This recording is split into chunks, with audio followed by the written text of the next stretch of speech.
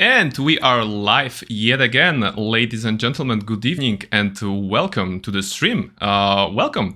Hello, everyone. I hope you are having a good time so far, and I hope I can add something to your evening.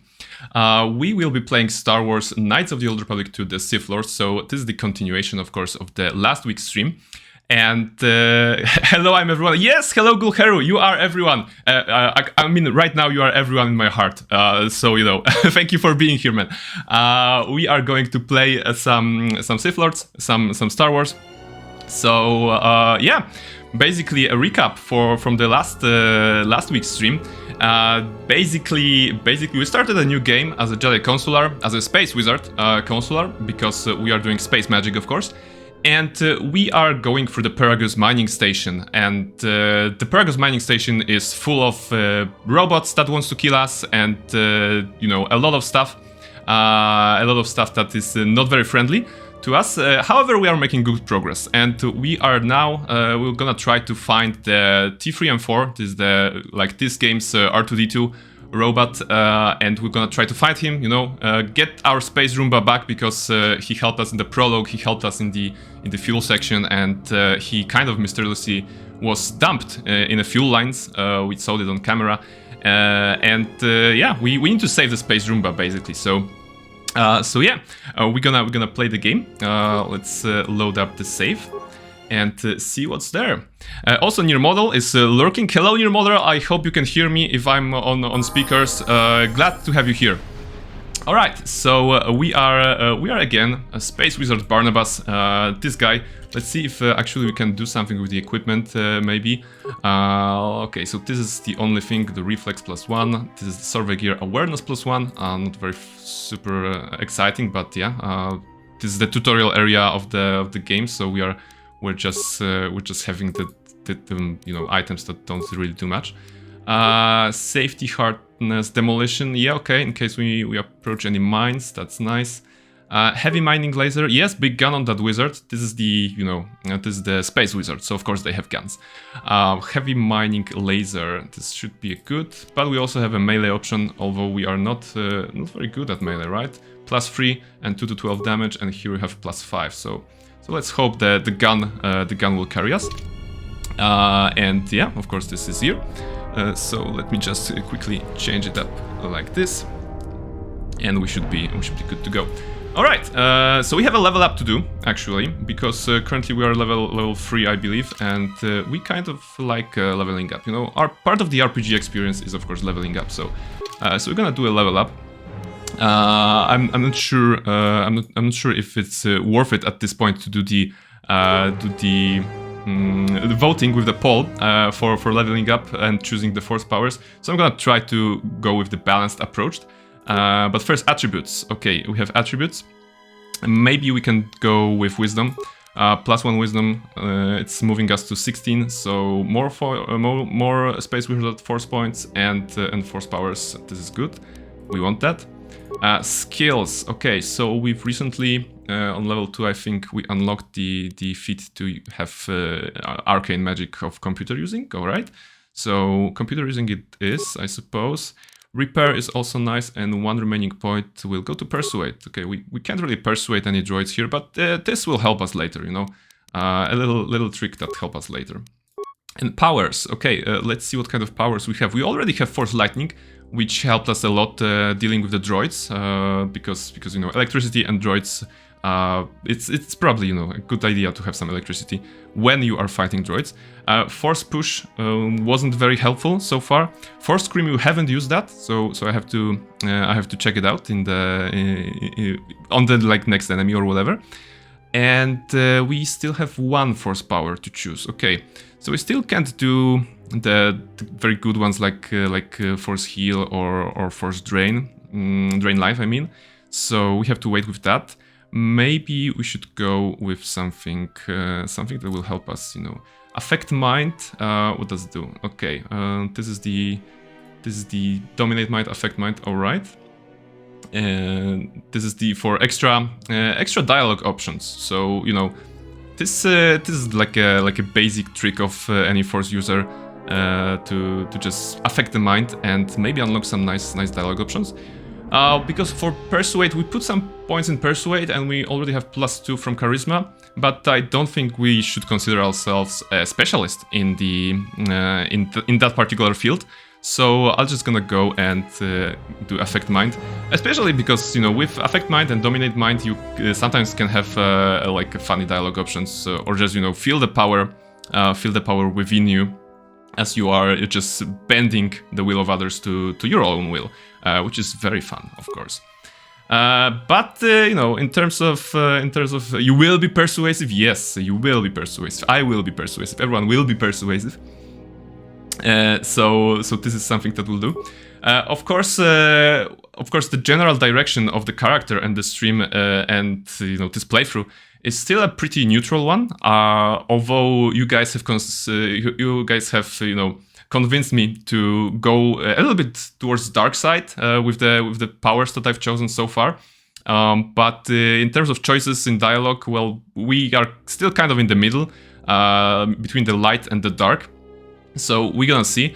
But it was also brought to my attention that I'm using like a particular adjective, lighthearted, for many situations in my life. Like I was using it last time as a lighthearted stream, but also at work I had a lighthearted question to someone, and I was like lighthearted.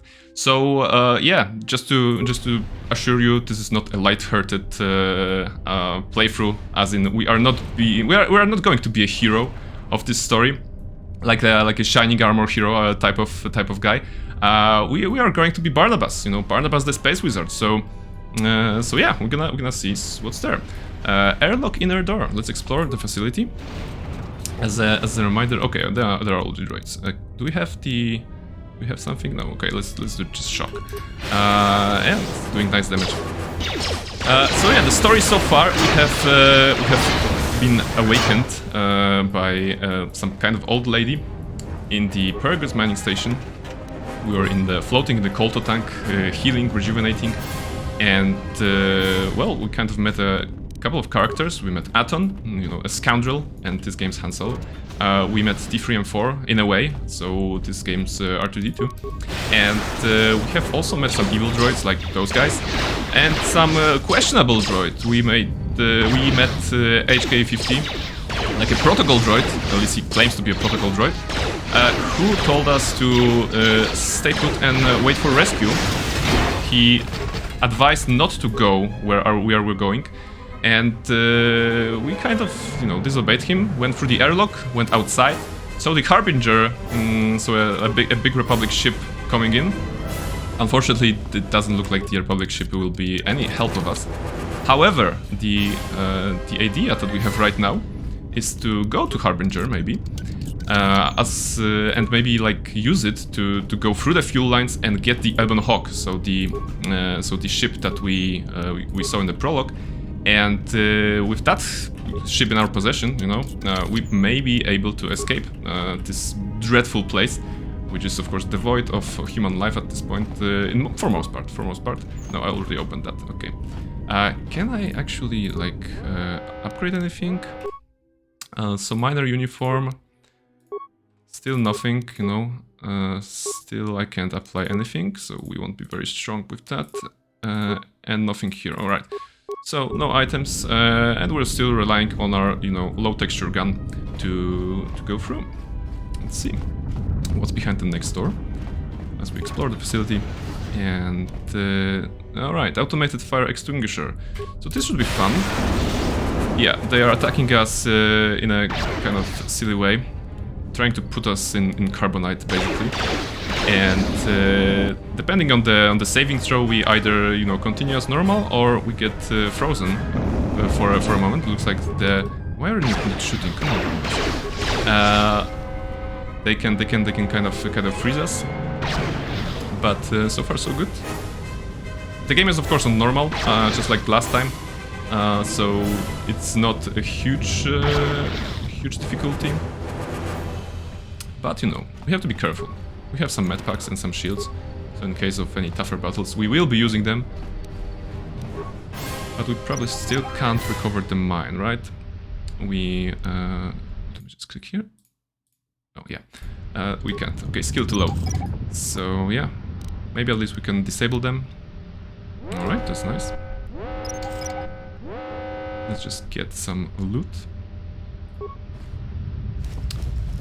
Heat shielding and mild Devarian. Oh, I think those are items for improving some stuff. So I'm gonna go back to that workbench. I think we can upgrade our vibro cutter, vibro sword. Yeah, this thing with that. So let's see. Upgrade once again. Vibro sword. No.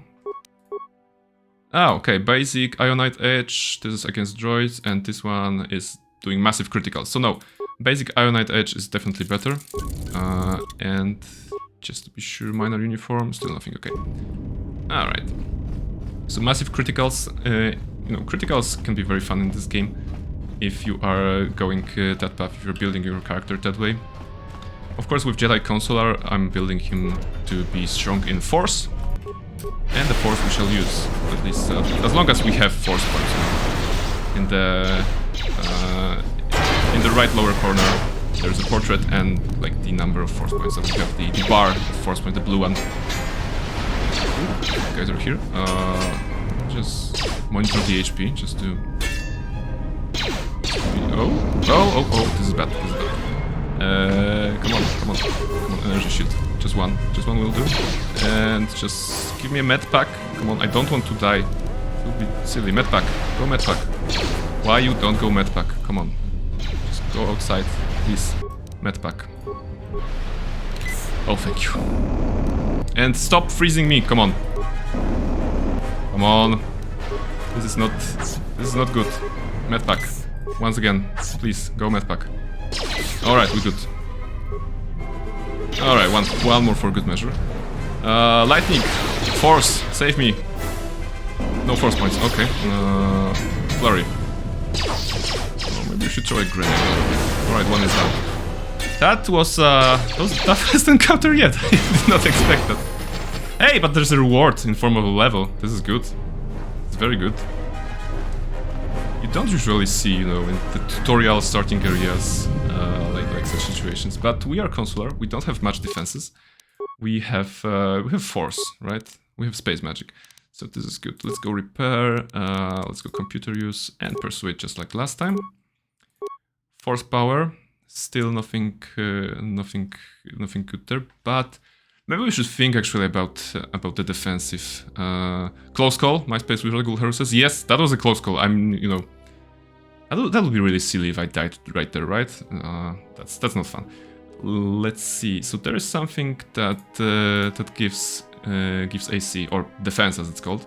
So this one gives +2 to the defense and all saving throws. This is for speed, and also there is the defense. Very good, both very good. And this one goes with physical attributes. So those are light side power, and this is universal power. Let's go with for speed. You know, burst of speed. The higher we go in that line, we can also get more attacks. You know, with the second one, we can get 1 attack per round, like additional attack, and with master speed, we can get 2 attacks. So I remember this was especially fun to work with the flurry of blows. You know, flurry of blows. No, that's D&D term. With the flurry attack, that already adds some attacks. Let's see what it's here. So, Paragus work, assignment console, emergency lockdown, primary functions offline. We can repair it. We have 3 repaired parts, alright. Okay, reroute. Let's see what we have here. Check duty shift logs. Alright, nothing here. Remote camera controls. Yeah, let's learn about something. So in the mess, there is a mess, and there are droids, alright.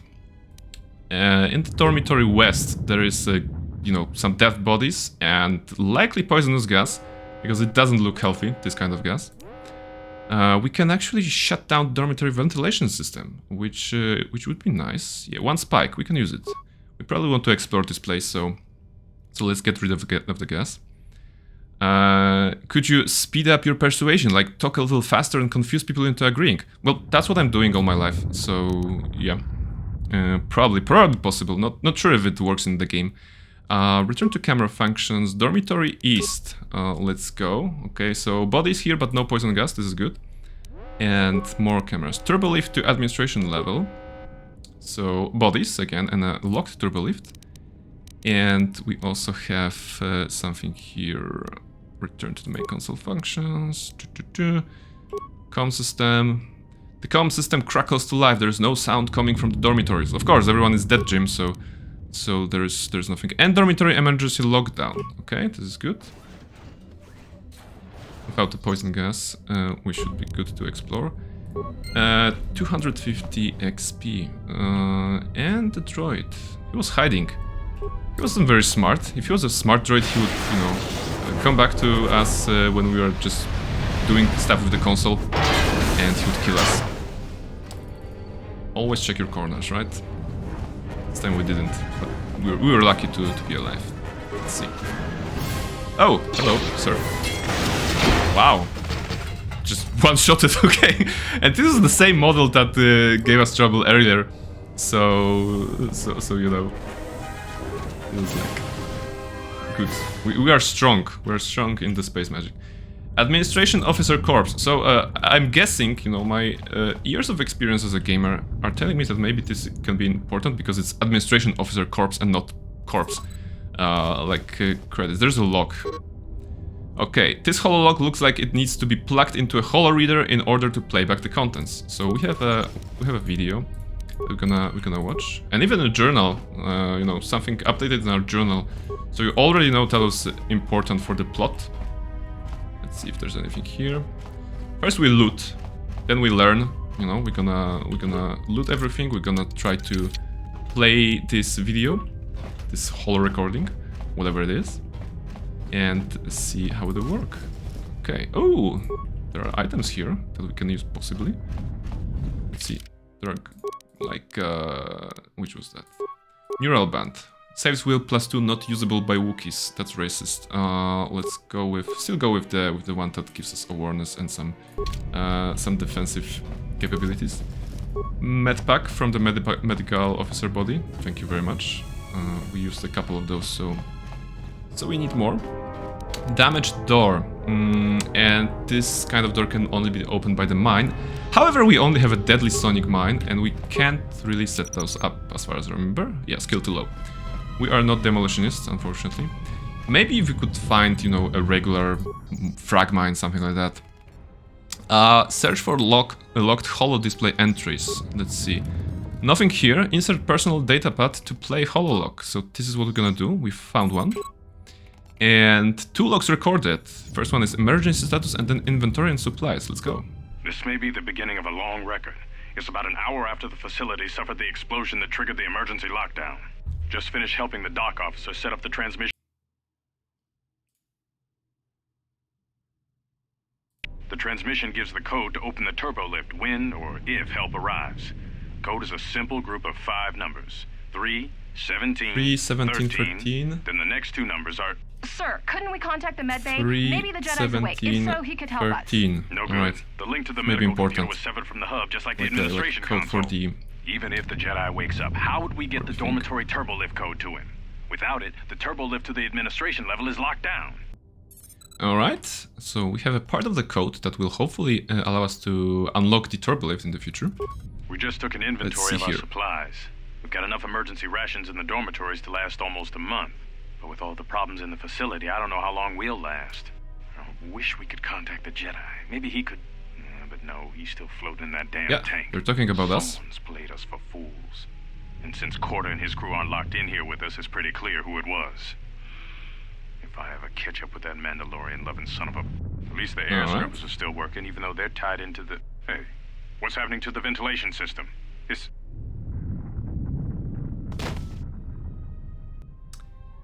And now we see the scene of death of all the stuff. Someone has rerouted the poison gas to through the ventilation system and just got rid of everyone here. We have a suspect already. Last time we met this protocol droid who was kind of, you know, he was kind of open to talk about the dying screams of workers and stuff like that. So he might be. He might be responsible. I'm gonna see. Alright. So this big pile of metal and just, you know, one sword slash. He's really becoming a space wizard. I like that. Let's do some more looting. Corpse. Okay, energy shield, stuff like that. Don't you love when video games like put objects that look like they can be opened but they cannot? Like, why put it there? I understand, you know, for room consistency, for lore reasons, but it would be very nice to actually open everything. Dock officer. Dock officer lock. Oh, we have another video. Yeah, Gulharu also hates it. This is not very fun. Maybe if they were like different color at least, so that the player wouldn't have to worry about them. Padawan robe. Whoa, we actually have an item that is an armor, and we can just, you know, improve our looks. So miner uniform gives defense bonus 1, and Padawan robe just gives us defense bonus 1. So yeah, yeah, right. This is a space wizard now. You know, we are not some miner, you know, washed up miner or whatever. We are now a space wizard, the classical type of space wizard with the brown robes. There are some armors that look good in this game. Ooh, what's that? A refresher? Mine foreman lock. Okay, more locks. We're gonna watch so much videos, guys, in this playthrough.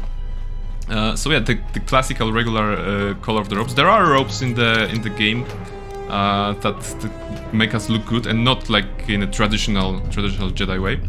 This is broken. No, scavenge for components. Thank you very much. All right, but we have to go to the other one to actually play it. So yeah, I hope we're gonna get some nice random loot.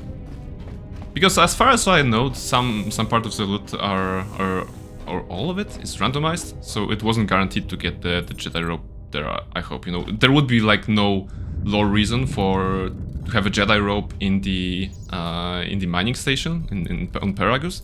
So maybe the game was you know, blessed us with RNG and gave us something nice. All right, so we went already with the mine administration whole log. So mine foreman, talk to us. Oh, access entry, much trouble. All right. Work report. It has been 2 days since the broken Jedi come to the facility. Work efficiency is down and fuel is backing up in vents, waiting for processing. The fight frequency increases. KotOR and his crew think we should take the Jedi, then split the many credits by selling Jedi to exchange. Try to convince me to join them. I want nothing to do with the exchange. They are like a big violent family that do terrible things to outsiders who deal with them. But KotOR does not care. In my mind, it is better letting a Jedi go wherever a Jedi wants to go. When Jedi get mad, they start big wars. And oh, I didn't read that. All right, so that took me by surprise because, of course, in Knights of the Old Republic 2, we have the like there are voiceovers for characters, for human characters at least. And probably to cut the cost, that whenever there is an alien, they are speaking alien language, you know, this whole of like, it's worse than Simlish, really. And for those particular moments when there is a character, like an alien character, not speaking basic, not speaking our language, I'll be trying to read stuff and hopefully maybe do some voices. But for this one, this little frog guy, whatever, I didn't have anything. Alright, access entry 2, talk with KotOR failure. I had a careful inoffensive talk with KotOR and asked him not to make trouble with the Jedi. I remind him we were ordered to leave Jedi alone and we should follow orders or facility fall apart. My words had much sense, but KotOR got all angry in the human face, then said the facility is going to fall apart anyway.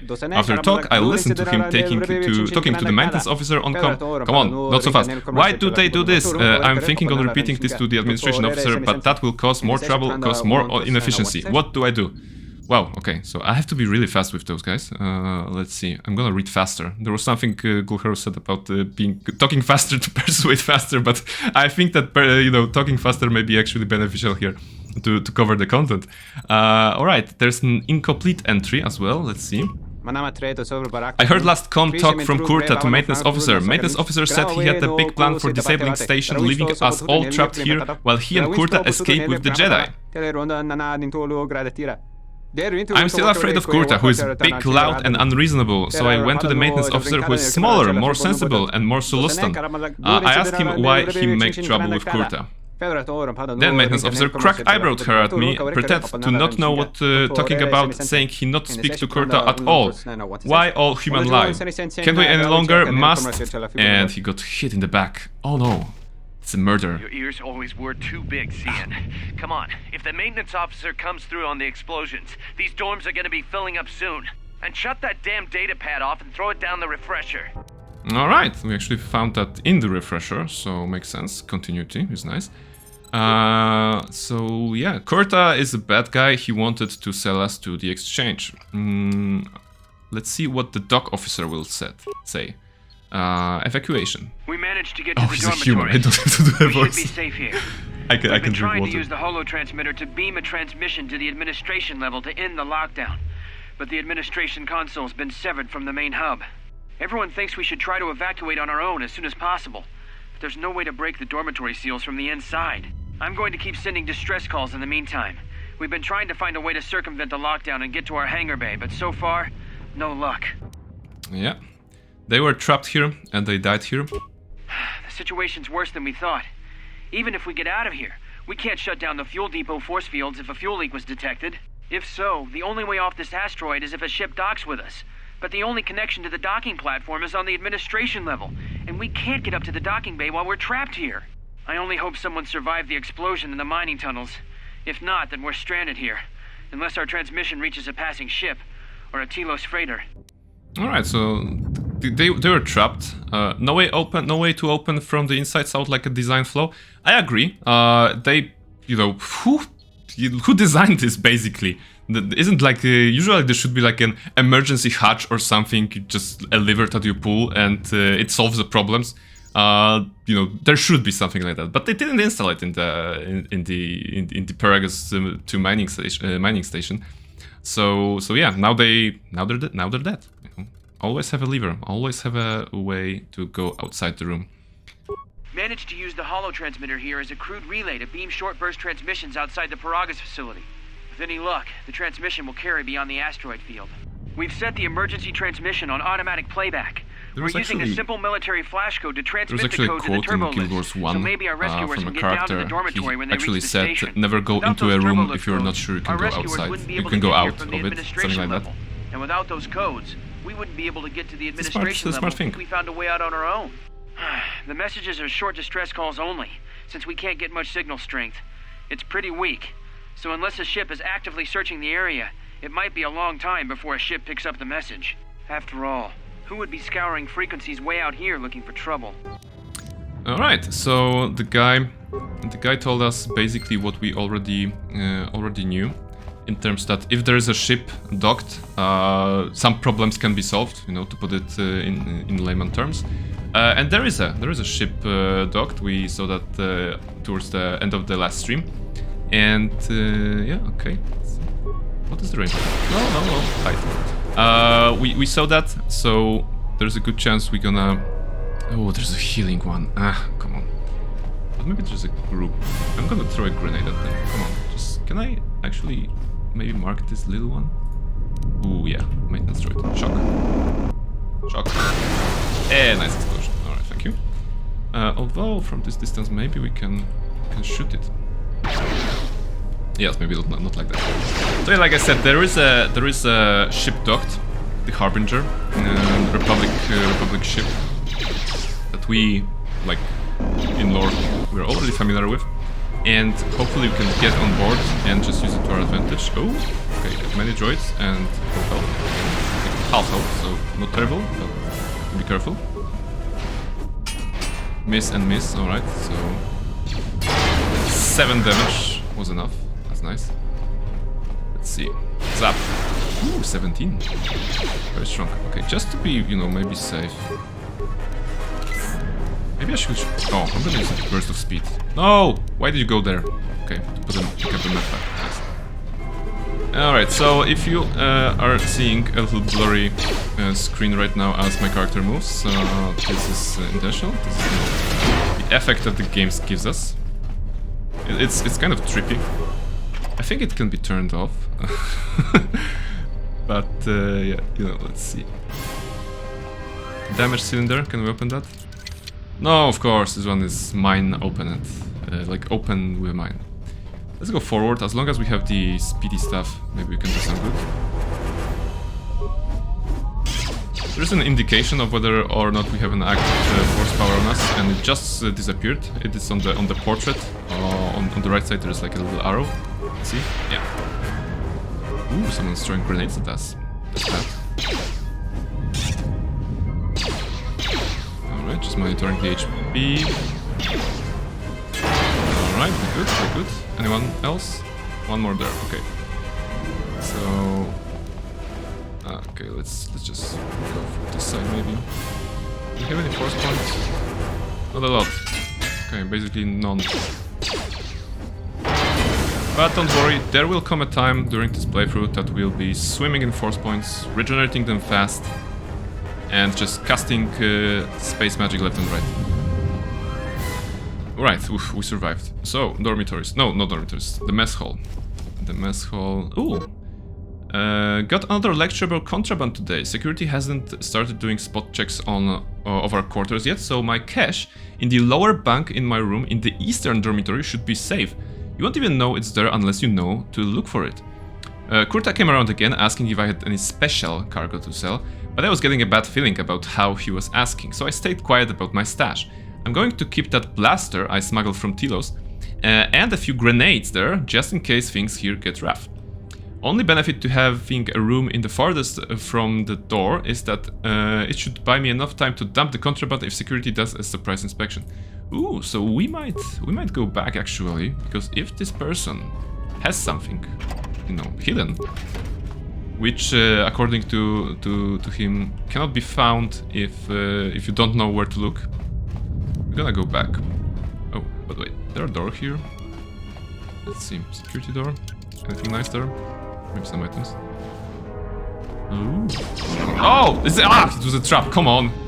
Just always check your corners. I fell for it. I deserve it, you know, if I die here. No, I won't die. Come on. Kill them, Barnabas! Destroy them! All of them! Alright, but yeah.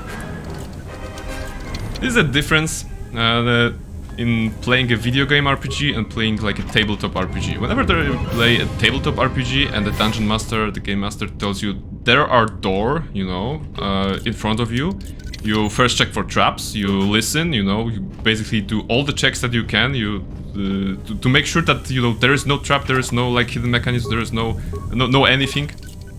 And in video games we have the tendency of just, you know, going guns blazing into areas, which I just did. But you know, I wouldn't want to just sneak around. The room appears to be empty. Yeah, exactly. That room appears to be empty. I'm gonna watch the recording, watch the stream recording later, and I'm just gonna check that scene and see if there was anything we could you know, if we could spot the droids earlier. Is this west or east? I think this is west. And he said about east, right? He said about eastern dormitory. So let's go there and find that supposed blasters and grenades. Although we're not using a lot of grenades. He said that he had the room in the furthest part, so I'm assuming he meant the other room. Like, maybe this one? No, don't tell me it's this one. Come on, it's not possible to open it.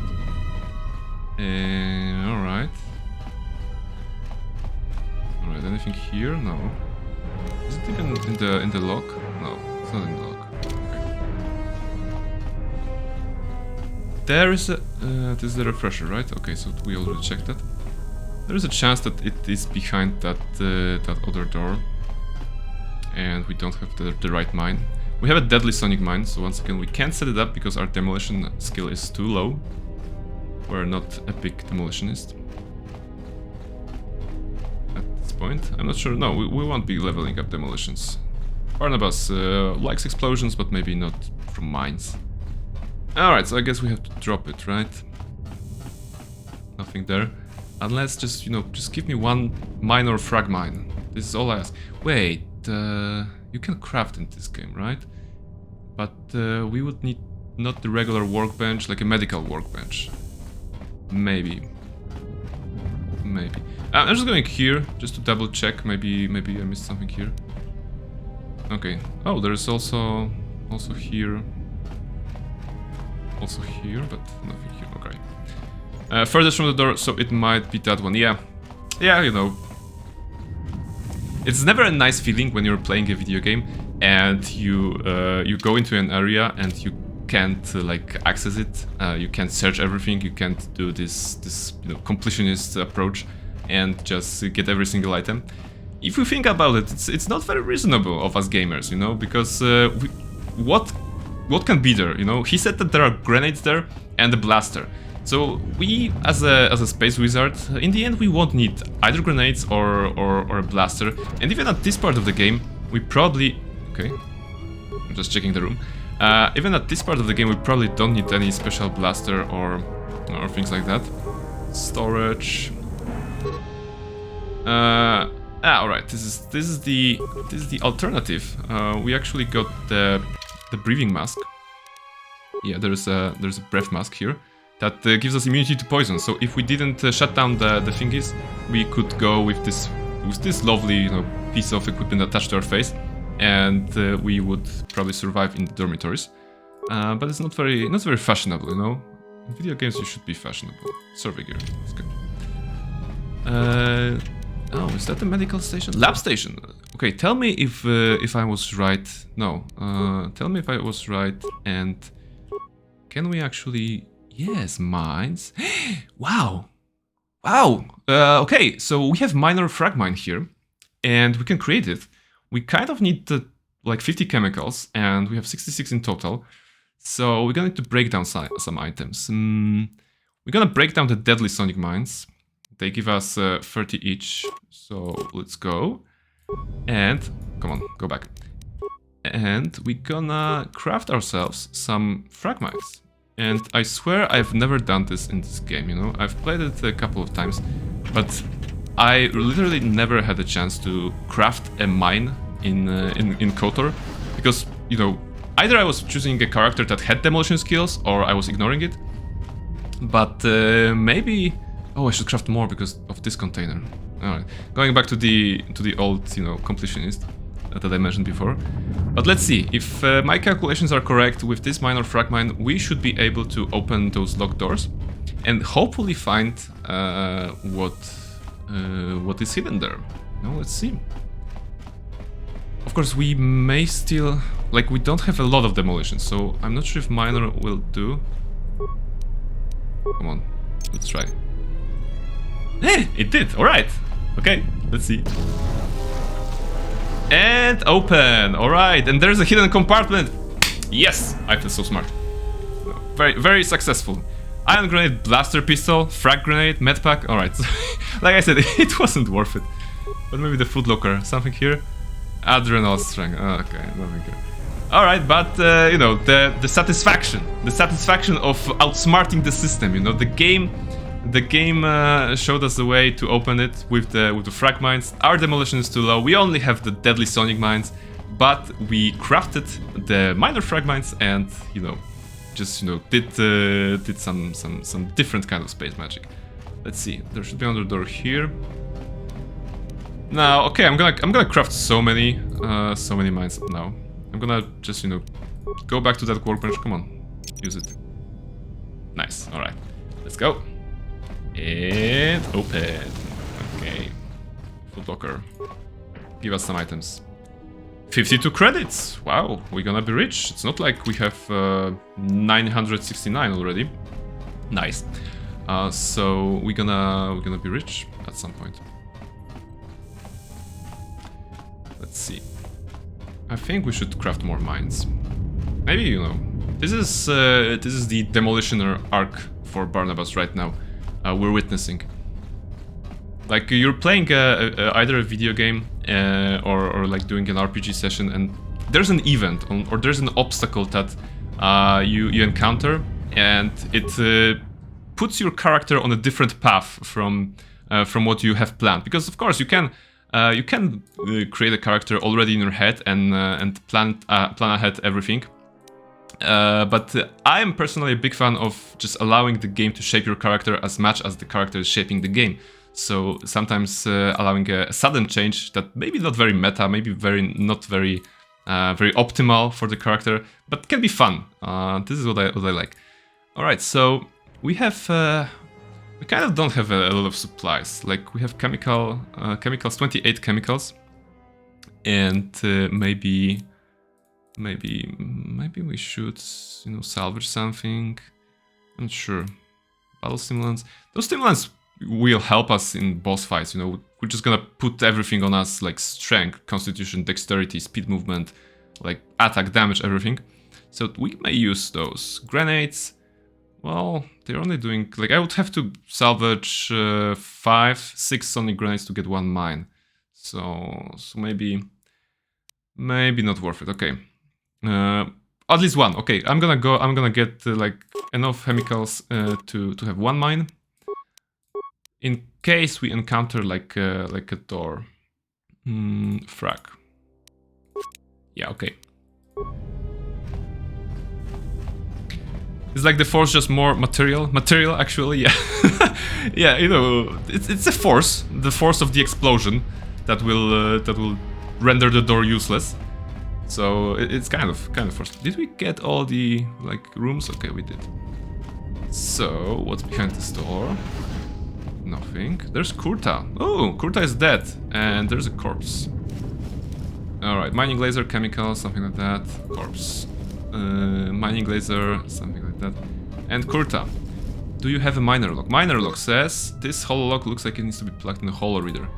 All right, but hello, sir. Are you a holo reader? Can you actually do that? Access camera logs. Almost didn't make it out of the dormitory section before the lockdown, you Murglak. You're cutting a little close, aren't you? Yes, a regrettable miscalculation on my part. I'm contacting you because I'm picking up a subspace transmission from within that level. Is that your doing? No, they must be trying to use the old relay system to send an emergency signal. I doubt they know what's really going on. Hey, this turbo lift's locked down. All right. They try seem to have the a code problem again, and don't worry about the miners and their transmission. By the time help arrives, we'll be all the way to Nar Shaddaa.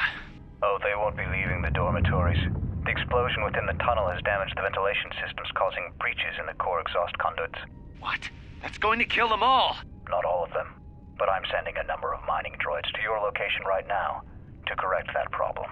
Kurta, this turbo lift's locked down. The sequence isn't working. Keep trying it! You! Why are you doing this? Why me? You? It was never about you. The Jedi is all that interests me. But then you had to ruin everything by revealing his identity, and then trying to harm him. And that I cannot allow. Statement. You are a risk, Korta. You are impulsive, crude, and soon, deceased. So, basically, well, at this point everyone is killing everyone on the station. Droids killed the miners, explosion killed the miners, mining droids killed the miners. Korta, are you dead yet? This is such a nice line. Smug statement. Korta, are you dead yet? I forgot to mention that I reversed the turbolift code. Ah, right, you reversed the turbolift code. We still don't have the entire code. We have 3.17.13, but we already know that this is reversed. So my question is, if we do open turbolift door, enter code manually. Oh, okay, so there we could actually use the other 2 numbers. But I'm not sure. Let's go. I think this wasn't the holo video that I wanted to play, right? It was just like a recording here. So maybe we should go back. We should go back to to our favorite, you know, video player on the whole station and just play it there, so we can see if there's maybe, you know, maybe if Korta had the rest of the code with him. Hopefully. There was of course a way to slice the console, or, you know, just brute force it, I think, but let's try to be smart, right? Where's the oh yeah, here. insert, which one was that? Miner? Oh, Miner, KotOR log active, warning, log encrypted, but we have computer skills at 8. So it cost us 0 spikes actually to decode it. Let's go. Space magic. And KotOR log accessed. Private comlink message. What did you want to talk to me about? I have to suit up and drill the 3219K asteroid claim within the hour, so talk quick. I heard you had plans for the Jedi. About selling him to the exchange. Yeah, but security already set their piece on that, didn't they? Nobody's getting sold to anyone. Are they? I've seen the logs you've been accessing. Maybe the two of us could work something out. It doesn't matter what we work out. We wouldn't make one hyperspace jump before what's left of the Republic was on us. If you have a way off this station, I can cover our tracks and ensure the Republic is not alerted to our presence. Well, I may know someone. Works the system on special jobs. He may want to know details, but I might be able to arrange transport. I've seen the logs. I know you've already asked him and given the details. Once he agrees, I can handle I'm not the sure rest. who's Kurta is contacting here. Like Maintenance how? officer? When the or- time comes, I'll contact Maintenance, you via alright. comlink. Maintenance out. Since when did the maintenance officer grow some horns? Yeah, the maintenance officer was the one that we saw dead in the room with the HK protocol droid, and he was the red-headed one, the ginger one. So yeah, they wanted to sell the Jedi, sell us to the exchange, and just go from there. But you know, they die. Alright, so I'm just checking the log, the journal, to see if there's anything. Turbolift lockdown, paragraph 2. The mining console contains a 5-number flash code to unlock the turbolift, but the code needs to be reversed in order to unlock the terminal. The flash code symbols are normally 3 dots, dash x 2 dots, and dash 3 dots, x 2 dots. If the administration officer was correct, then the first 3 symbols stand for 3, 17, and 13. Which means that the new code must have 2 numbers at the beginning, then 13, 17, and 3. Alright, so there is a... This is what I based to check the log, right? Because we have the little math like puzzle here. So 1 dot means 1, right? Because the first symbol is 3, so 3 dots should just mean 3. So what's the x? We don't know what's the x, but we have here. We have here the second one. It's a dash, it's an X. I'm just gonna be writing them down here. And 2 dots, right? And this should go to 17. So if we get the 2 out of 17, we get 15. So 15 must be a sum of the dash and X. Are they using Roman numerals?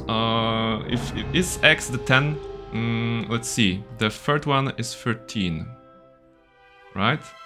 Oh, so it's actually reversed because we have 3 dots here, which means the dash is 10. So dash equals 10, dot equals 1, and x equals 5. All right, I think that should be good.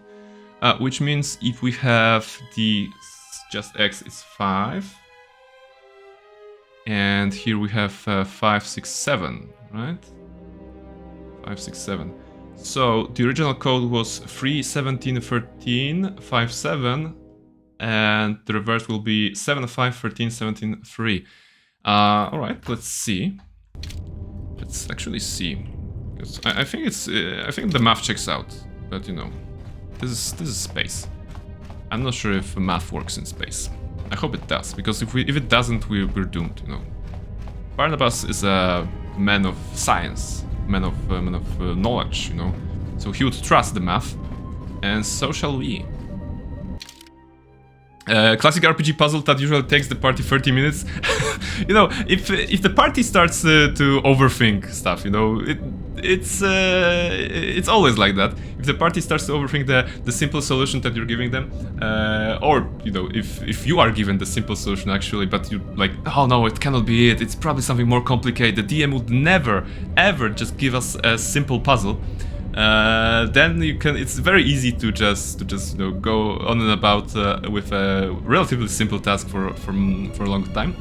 But I treasure the moments when the party is taking longer to solve a riddle, solve a puzzle, because it gives the DM a time to, you know, take a breath and just relax and just you know, see, plan ahead what's the next scene should be, just in case. So those are good moments. All right, turbolift console. So let's see. Open turbolift door. We can enter code manually, and Barnabas is such a faithful believer of math that he will not use the save game feature, and he'll just go with the numbers. So 7 and 5 and 13 and 17 and 3. And voila! It opened. Yeah, so math checked out. Saved by math. Good. Saved by math and logic, actually, not really math. I mean, there was some adding there, but it was mostly purely logic. And we're back on the administration level. So yeah, kids, stay at school, do math. And look, it's our kind of friend, Kreia. I have felt a disturbance. Our enemy is here. We must leave at once. Enemy? Oh, actually, we're going back to finally a dialogue with a person. Enemy? The one that fired upon the Ebon Hawk as we attempted to rescue you. And he will not let us go without blood being shed. Oh, so there is an option here that I like the first one, actually, because it's kind of like a darker one, and as far as I remember, I vowed to do a kind of a darker options of the dialogue because the chat chose a lot of dark side powers last time.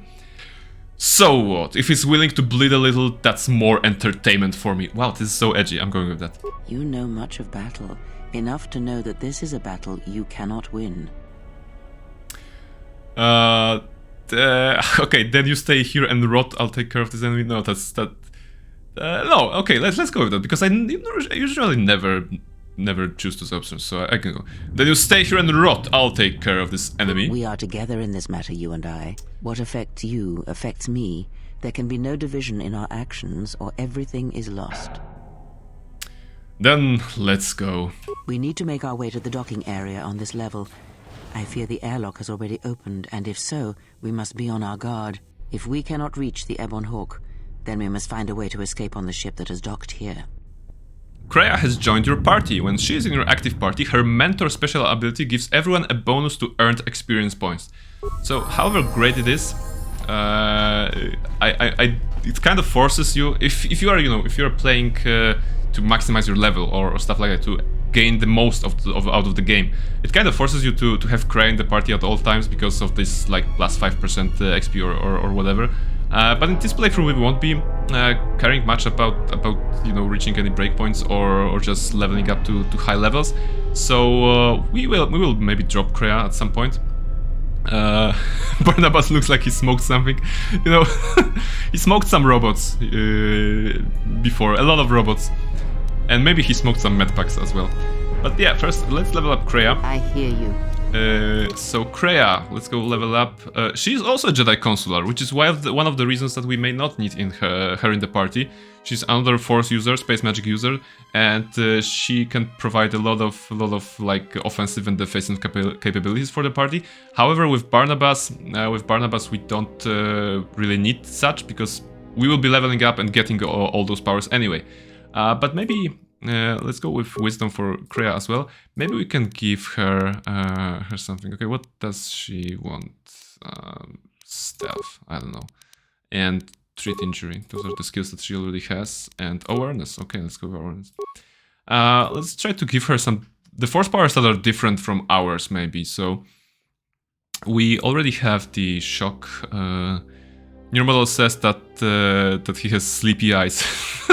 Yeah, I mean, you know, he woke up from the KotOR tank and he was forced into this galactic plot. Well, he doesn't realize it yet, but he will have to, you know, go through a lot before he can sleep. So Kreia, she cannot heal. There was something like here, light side power sounds good for Kreia, and power increases the physical attributes and saving throws of the Jedi and all party members by 2 points. So yeah, this sounds like support. This is good. Is there any sort of other support? Stun and stun droid. There's a slow, so offensive. Let's see. Mind trick. Mind trick, no. Wait, what I'm choosing? I already chose. It's only one force on this level. Okay, but then I'm gonna have the same problem here. So let's level her up. The skills for the party members are totally unimportant. Well, for most part, you know, sometimes you want to have like a character with demolitions. Maybe if we find someone who specializes in demolitions, maybe we can then, you know, pick up the mines and not just disable them. That would be nice. But Kreia is not one of those people. Kreia is not here to help us with any skills. She's here to help us with the force. Is there anything else that we could go? What is this actually? Energy resistance, alright. Force aura, +2 to defense and saving throws. Yeah, let's go with that. Let's I have a feeling that Barnabas will be moving towards like an offensive kind of consular, you know, with all the force lightning and just draining life, doing stuff like that. So maybe Kreia could be the counterpart and just do some support. We're gonna see. Also weapons. Okay, we probably want weapons for Kreia as well. The game doesn't remind you to equip anything, but maybe we should. What's that? Guidance beacon? Vibro cutter. No, vibro cutter here. Alright, so let's give her a melee weapon. Does it make sense? Okay, +9, 1 to 10. Can she actually shoot? Mining laser. Or blaster pistol. Ooh. Okay, it does less damage, but I've never put like a blaster on Kreia, because why would you? We already know that she's a space wizard as well. So I think in my regular playthrough I would put the vibro sword on her so that she goes melee, because eventually, you know, we would get lightsabers and we would be, you know, space wizards to the fullest. But right now, yeah, let's have a blaster on her. Sounds fun. Also, okay, where are we going? We're back on the administrative level, which means this is like the same corridor we started back then. And look, there are some shady guys. And they have disappeared. And of course, if we go there, we won't find them, because the game just wanted to scare us a little bit, but we are not scared. We are not cowards. We are not scared, we are not cowards. So we are just going to go forward and try to find our missing droid, you know. As a reminder, we are searching for T3 and 4, the little Roomba that is the best R2-D2 of this game, and we actually want him to help us. There's Aton, back to the favorite smuggler rogue. What in space is going on? Who's this? Another Jedi? What, did you guys suddenly start breeding when I wasn't looking? Well, we didn't. Let's see. Aton, there's no time to explain. Grab a weapon and follow me. Alright. I'm guessing that Republic ship that just docked isn't carrying friends of yours. I hope your talent for understatement is offset by your skill with a blaster. If not, then I fear our time together will be short indeed. Yeah, and I'm also good at running and drinking, Your Majesty. And even if you two aren't big Looks friends like Kreia and Aton will be the best of friends. That warship's the only way off this station. Aton has joined your party. As long as he isn't the last party member standing, he can't be knocked out. And his saving throws improve the more he's wounded. Oh, okay, so maybe... Good thing we have a clear run to the ship. Threat. Master, no! Betrayed by a robot? Who would have thought? The last time we spoke, I suggested that you should shut down, stay put, and wait for rescue. Alright, so yeah. After all the deaths you've caused, rescue is hardly the term I would use. Correction. I am not here to argue semantics, Master, so I will simply inform you that you are wrong, as were those recently corrected miners. Corrected. Alright, so you did kill all the miners? No, I want to be aggressive with him, let's see, but prepare to be scrapped. Let's try to learn something. I don't want to fight you, no, that's not true. I don't need any lectures or right or wrong from an assassin droid. Clarification. Assassin droid is such a crude term, Master, reserved for Durasteel drones uploaded with only the most archaic. No, so we are not an assassin droid, I'm sorry. The function I perform has been referred to as wanton slaughter. The wanton slaughter droid. I prefer to see it as a means of facilitating communication, resulting in the termination of hostilities. Alright, so you did kill all the miners. Indignant answer. Master, the miners intended to place you in jeopardy. I could not allow that to take place, so I was forced to negotiate a termination of hostilities. After reprogramming the mining droids to mine any organics they perceived, they began to kill the miners one by one. Then He just cleans here? Yeah, he did a very good cleaning. Drove the miners into their dormitories, where I was able to gas them all at Series of once flawlessly without timed wasting explosions. time hunting them through the mining tunnel. This is I then administered the a droid large is dose behind of it all. sedatives to the remaining miners in the med bay, enough to kill them, but ensure you slept peacefully. Of course, against my calculations, you awakened from your tank prematurely. I am ashamed by the inconvenience that caused for both of us. So I have to appreciate how meticulous this droid is, or was in his actions. You know, he took care of everything. He just killed all the other miners from the KotOR tanks. He did those flawless series of explosions. He then, you know, reprogrammed droid to do the negotiations with the miners. He did a good job, relatively speaking. Of course, death and destruction and all, but you know, very, very thorough, I would say. And you ordered the mining droids to kill me? Answer? You misunderstand me, Master. Those droids were there to guard you. As I said, I did not anticipate you awakening from the tank. You are quite a hardy specimen for a Jedi, a Ronto among humans, if you will indulge me the metaphor. A Ronto among humans. Ronto are like kind of fat giraffes of Star Wars. Never pose a threat to a Jedi. The droids were custodial in nature, cleaning the facility of other distractions. See? Cleaning. He just cleans here. This is correct. Why did you want to capture me? Answer. It is beyond the scope of my programming to probe the motivations of my clients, Master. Suffice to say, Kill is such a strong word, clean, yeah. Compensated for my services. There's a game serial cleaner, right? You have been a difficult target to find. You have been wandering the galaxy since the end of the Mandalorian Wars, leaving little record of your passage. It is as if you did not wish to be found by hunters such as myself, or more likely, the Jedi Order. Yeah, I mean, I wanted to have some time for my own, right? So, who is this client of yours? Of course he won't tell us, right? Answer. My programming he won't tell us who hired him. Revealing the identity of my client, Master. However, I am free to say that my client is wealthy and very interested in possessing the last of the Jedi. Oh, a collector. Alright.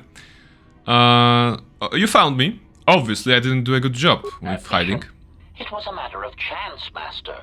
I happened to be serving as a protocol droid on the Harbinger when you booked passage. After that, it was a simple matter to sabotage the Harbinger and call for a retrieval. And he even sabotaged the Harbinger, like he did it all, you know. When the Ebon Hawk appeared and salvaged us from the wreckage, of course we're gonna kill him, but, like, good job. Recalculations culminating in our current situation.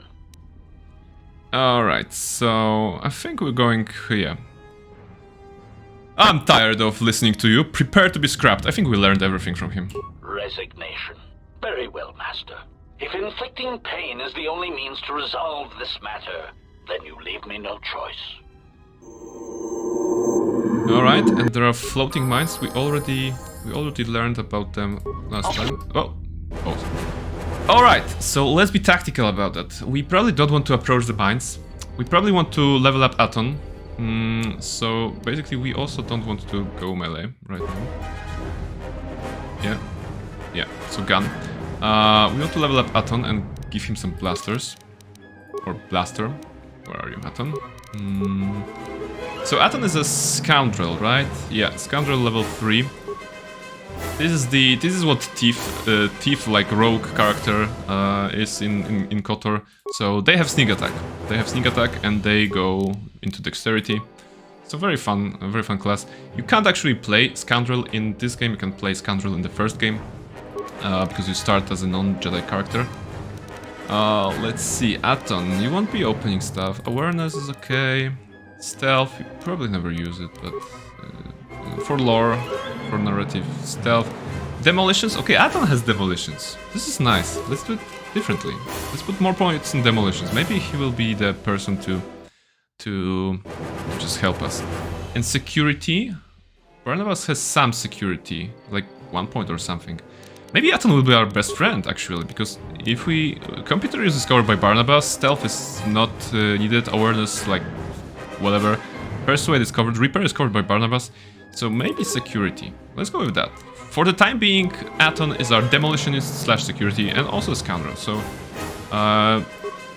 he's a rogue that can actually, you know, demolish something, you know. He's a saboteur, you know, this kind of rogue at this point. More to awareness, because awareness is actually needed to spot the mines. Sometimes they're hidden. Feats. Okay, let's see what kind of feat. So with Aton, we can decide what can we do here. First thing that we need to decide is whether we're gonna build him as a melee character or a ranged character, because obviously. In case of Barnabas, he will be wielding a lightsaber at some point, so he kind of will be more prone to go to melee.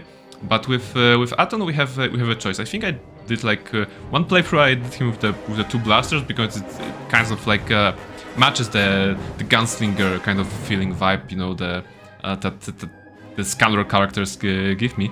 But I also did the full melee on Aton, and also I gave him 2 weapons. I think 2 weapons would be nice, you know. But let's not devote ourselves to either melee or ranged. But let's go definitely with 2, because it's gonna look cool, you know. Of course, at this point, we kind of don't have a lot to give to Aton.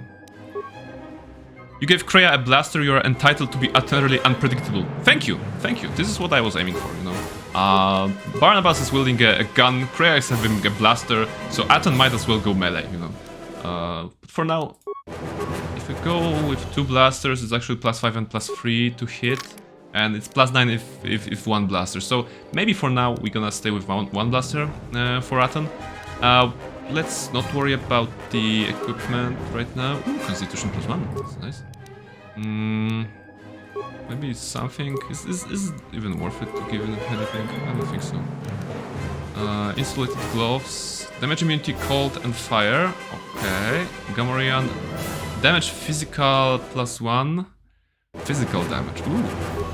So actually, I think if we give this to Barnabas, he'll be better at the swish with the saber, with the vibro sword. So let's go like that.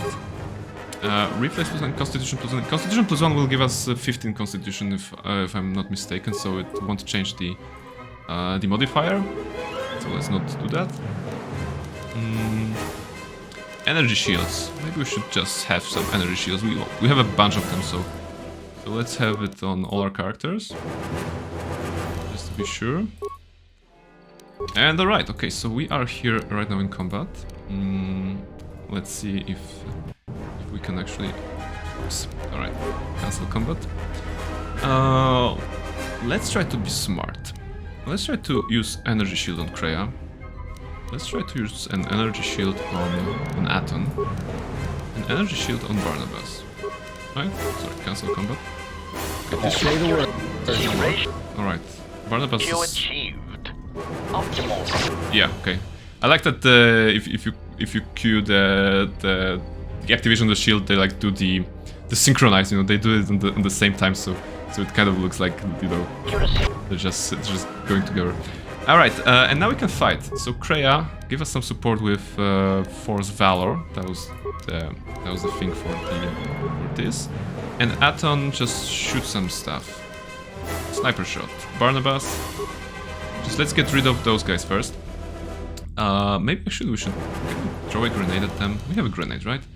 So, ion grenade. Will it reach this guy? I'm not sure. Let's go with ion grenade. Okay. Oh, come on. They destroyed them before. Doesn't matter. Okay, I think we over-prepared. Maybe we didn't need that. No, I was kind of afraid. We are, after all, like 3 people. against this guy. So. System's failing, Master. Yeah, system's failing. All right. So at least we destroy them. The screen froze. Sorry. Let's see. How about now?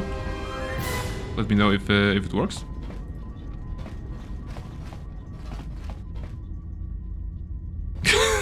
Everyone's dead.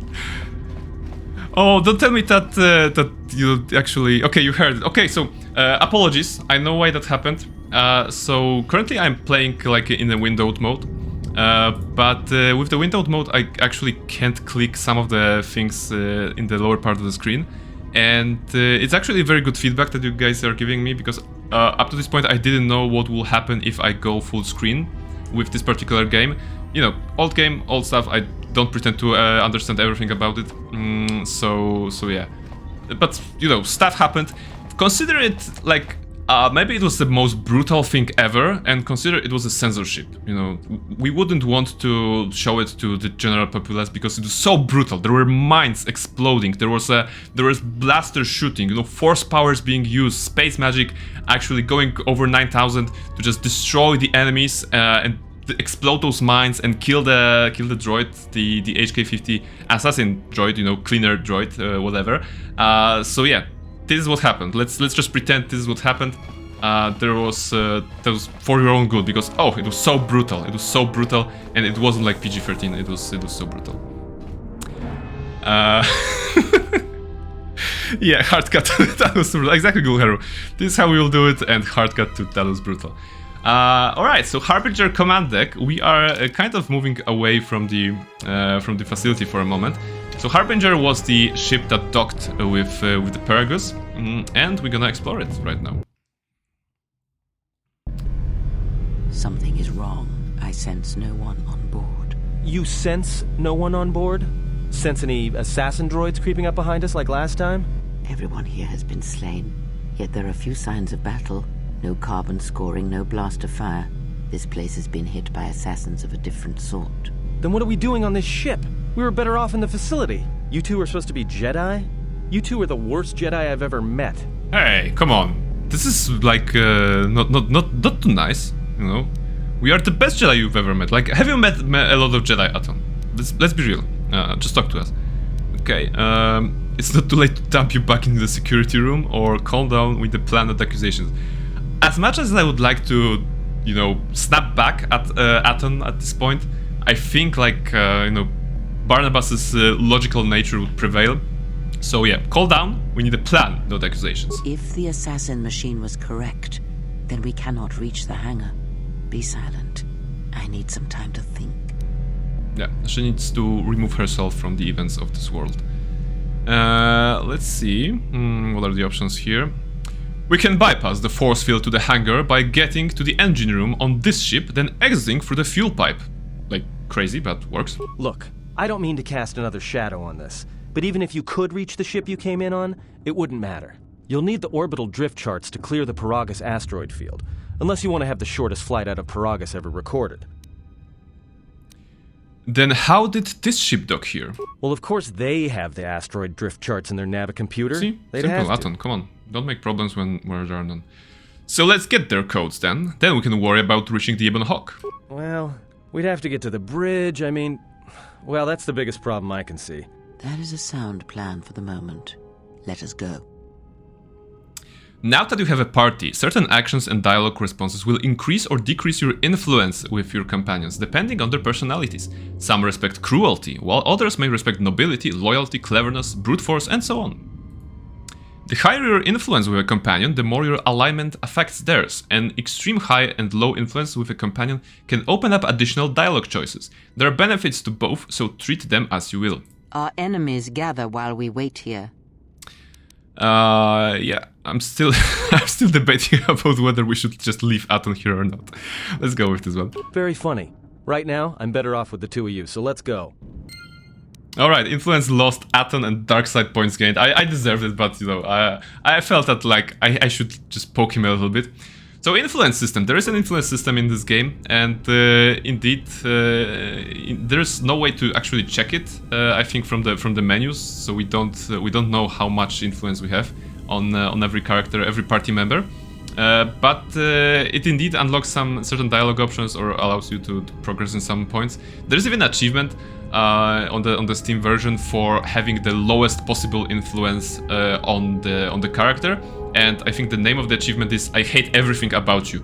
So I've never done it actually, but I'm not planning to do unless someone will just be not nice to us. Oh, there are bodies here. So yeah, security failure. Why? It worked. So throughout this particular playthrough, I'm hoping to just balance the choices in a way so that we can get some influence over certain characters at least.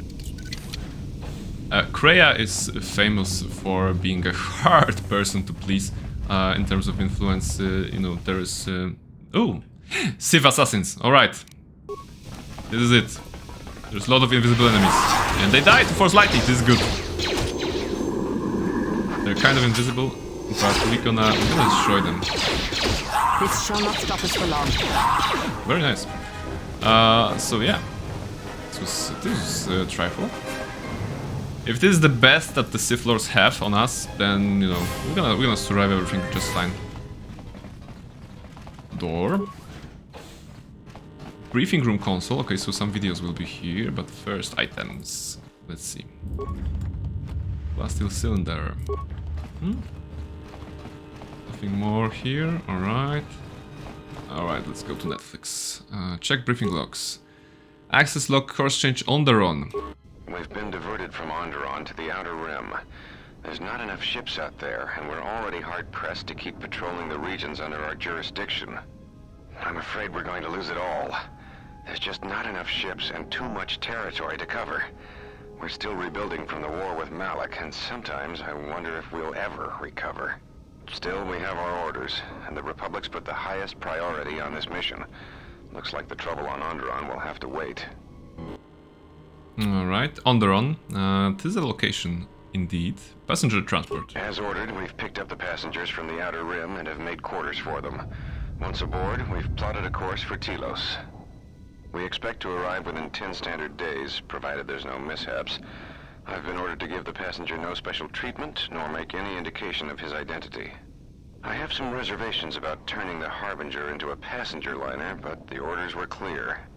Whoever this passenger is, he's got diplomatic level priority, whether he knows it or not. Alright, I'm pretty sure they're talking about us, because as far as I remember, we were on the Harbinger before it was attacked. And then we got to Ebon Hawk and then drifted towards Paragus. So we're kind of a big deal, apparently. Those are some terrible assassins. Yes, they were like, level 1 assassin, basically. We picked up a distress signal and are sending a message to the Republic for permission to investigate. We have also transmitted the damaged vessel's ID signature to the Republic. According to the message, it's being pursued by Sith forces. There's no match. Yeah, alright, the Ebon Hawk is talking about the Ebon Hawk that was pursued by Sith forces. It's a stock freighter of some kind. We'll only know for sure when we arrive.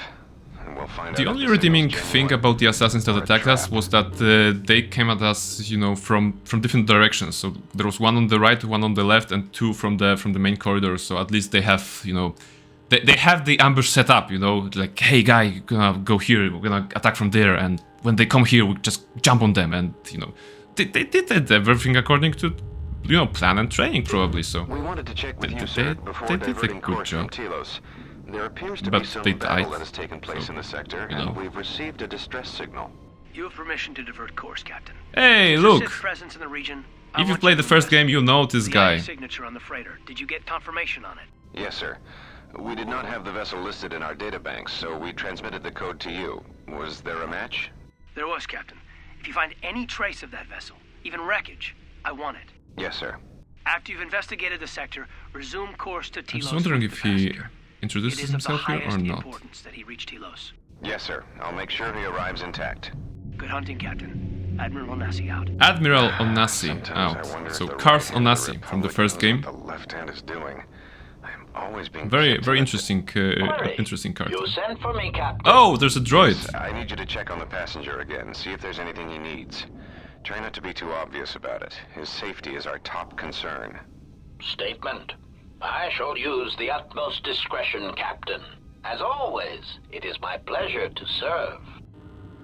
Alright, so yeah, the droid was going to check on us, and you know how that ended up. It's Kaiden, I mean Karf. Yeah, I mean there is all games need like a Karth kind of character. So in this game we don't have like a true Karth character, I believe. Although in terms of idealism there is one character, but let's leave that for later. Instead we got old woman and the scoundrel. Check briefing logs. I think okay, nothing here. Alright, so log out. 100 XP for seeing a video with Karth. This is nice. Just learning something about our fate. Are we going in the right direction? Like, I have a feeling that the bridge should be on the other side, but we're gonna do some running probably. Oh, invisible assassins! Didn't see that coming. Literally. Let's go. More where that came from. Oh, okay, I didn't see the guys on that, so... See, again, they are employing same voice actor, really? I didn't know that the same voice actor. It is the same voice actor for the both of them. Nice.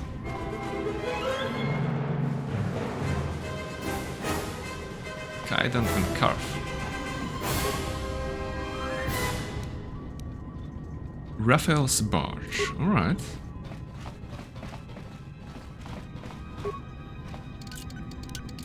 Minor fragment. We still have minor fragment that we crafted. I hope it won't be in vain and that we're gonna find some nice locked doors very soon. Wait, what's that? I'm pressing security. Okay. You'll need the asteroid drift charge from this bridge if you hope to escape Paragus. Alright, so this is kind of an exit area. So my feeling was on point. We are not in the right part of the ship yet. We need to go to the bridge. Maybe we're gonna meet some nice Sith assassins that will give us XP, no? And we're gonna exchange that XP for the beating. Like we give them a beating and they give us XP. Sounds like a fair trade. Okay, bridge. Navi computer. Let's see. Talk to me, computer. So we can repair it or slice it. We have 3 repair parts. Let's repair it. Download the orbital drift charts for the Paragus asteroid fields. And check Harbinger logs. Emergency broadcast Sith warship survivors. Everyone in the Ebon Hawk was dead, sir. We're starting autopsies within the hour. What about that Well, Sith corpse not we everyone. retrieved from the warship? We haven't had a chance to fully examine it, sir. He looks human, but he's fractured in several places. And keep me posted. Something's wrong here, and I want to know where all those Sith on the warship went. Alright, so we already saw, we already seen a guy that was kind of, broken in several places in a cutscene last time. He was actually meditating right on this, like right here on the bridge of the Harbinger. Like he was sitting right here, and he was like meditating and surrounded by all those bodies. But I think we are in luck, and he's not here to kill us, so this is good.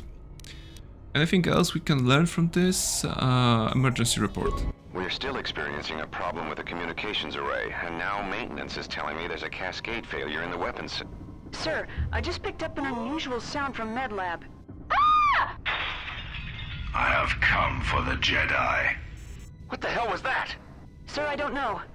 Communications just got cut. Send a security team to MedLab, now!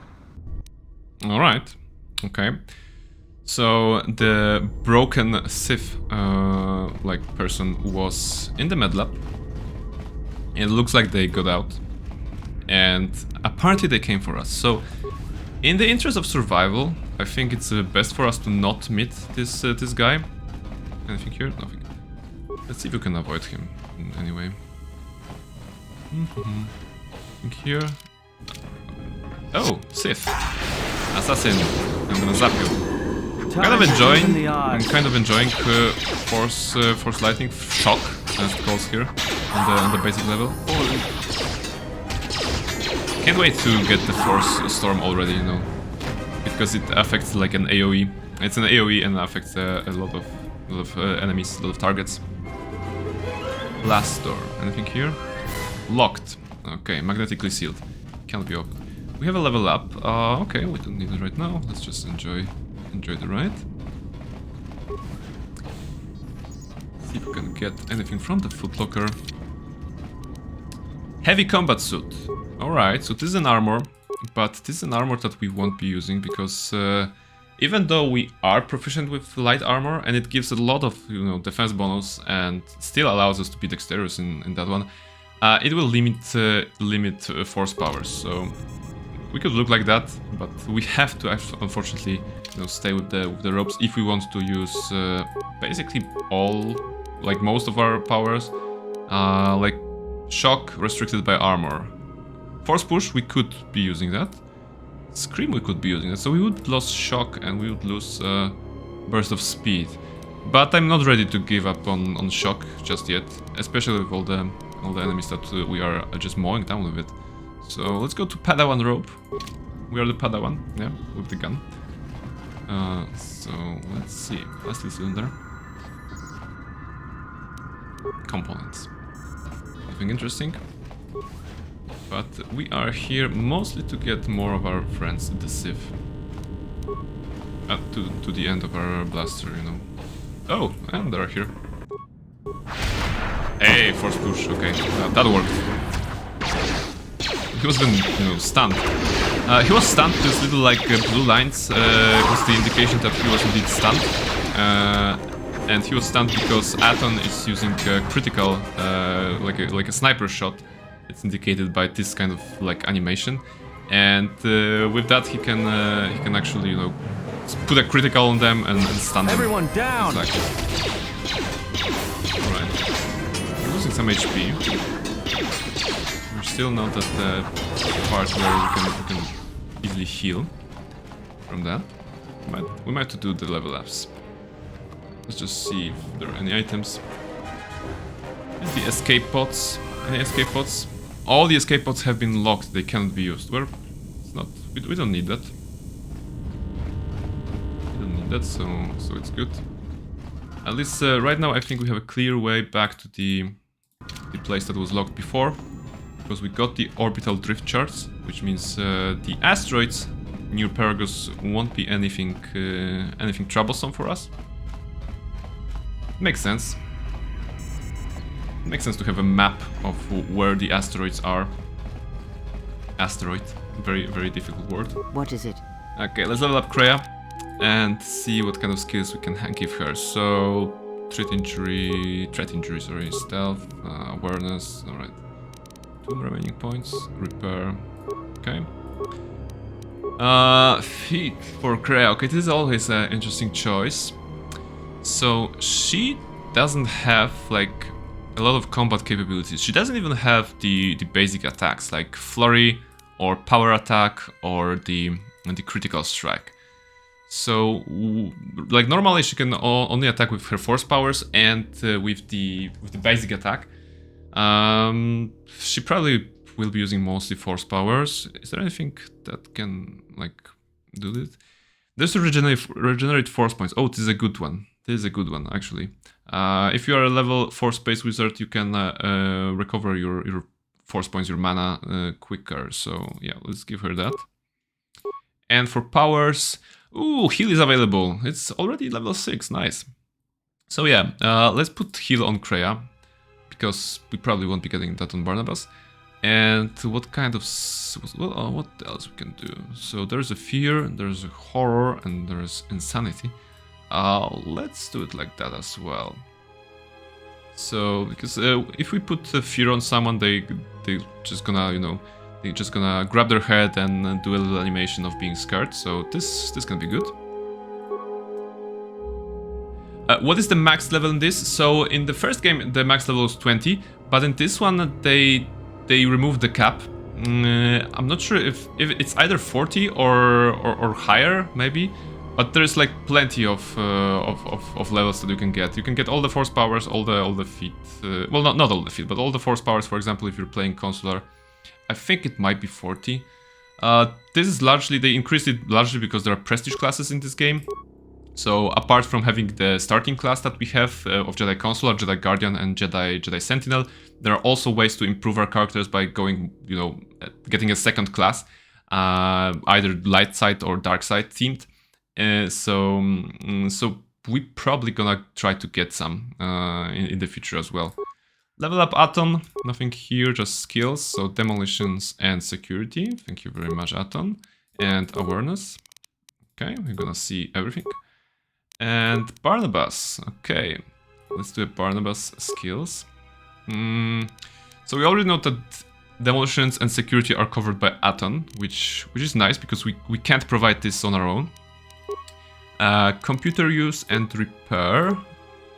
Let's go more with repair. Skip persuade? No, let's not skip persuade. Okay, let's do it like that. We're not very intelligent, you know, we have 12 intelligence, so we're not getting many skill points per level. Feat for Barnabas. Also, the same that we gave Kreia. You know, makes sense, you know, they're both space without consulars. So we're gonna regenerate 4 force points quicker. And 2 powers this time. Affect mind and dominate mind, so conversations are better. We still can't go Force Lightning 2. Is there a Drain Force? Okay, Drain Life is still not available. Dominate mind. I'm considering it actually.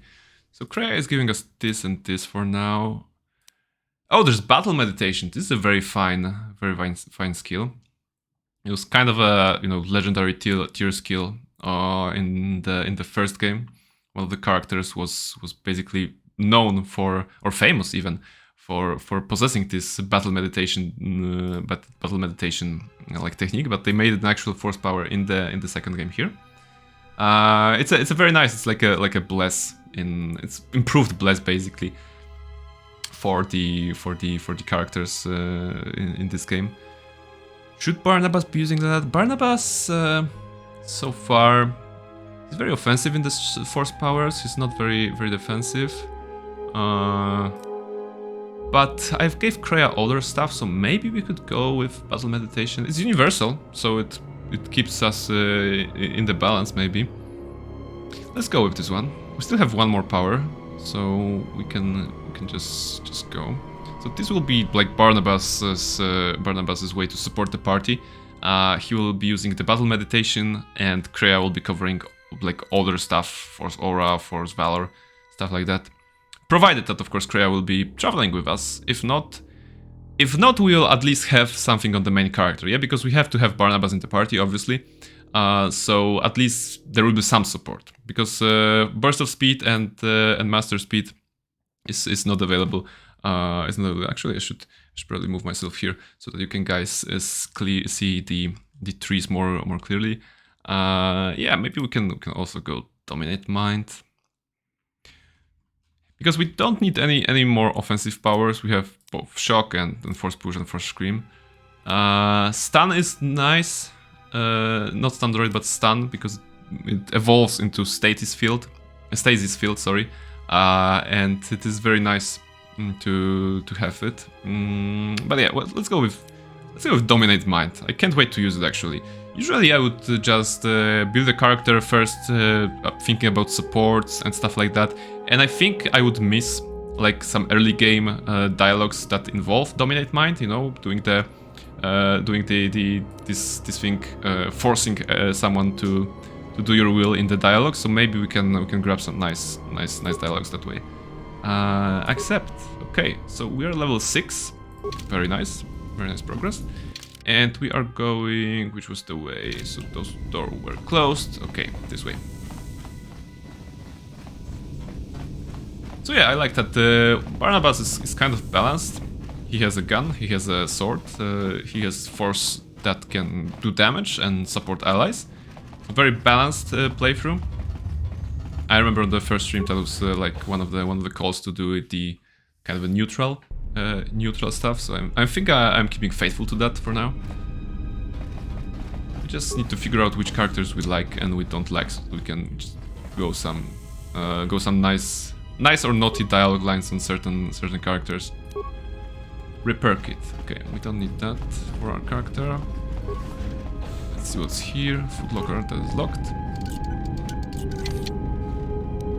Credits. More money. Money is not very important, I think, in this game.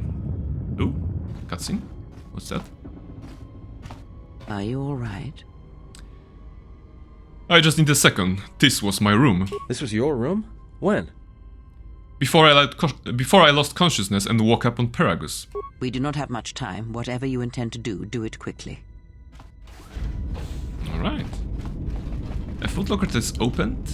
And targeting scope Mark 1, Barnabas's armband, and Barnabas' datapad, and medpack.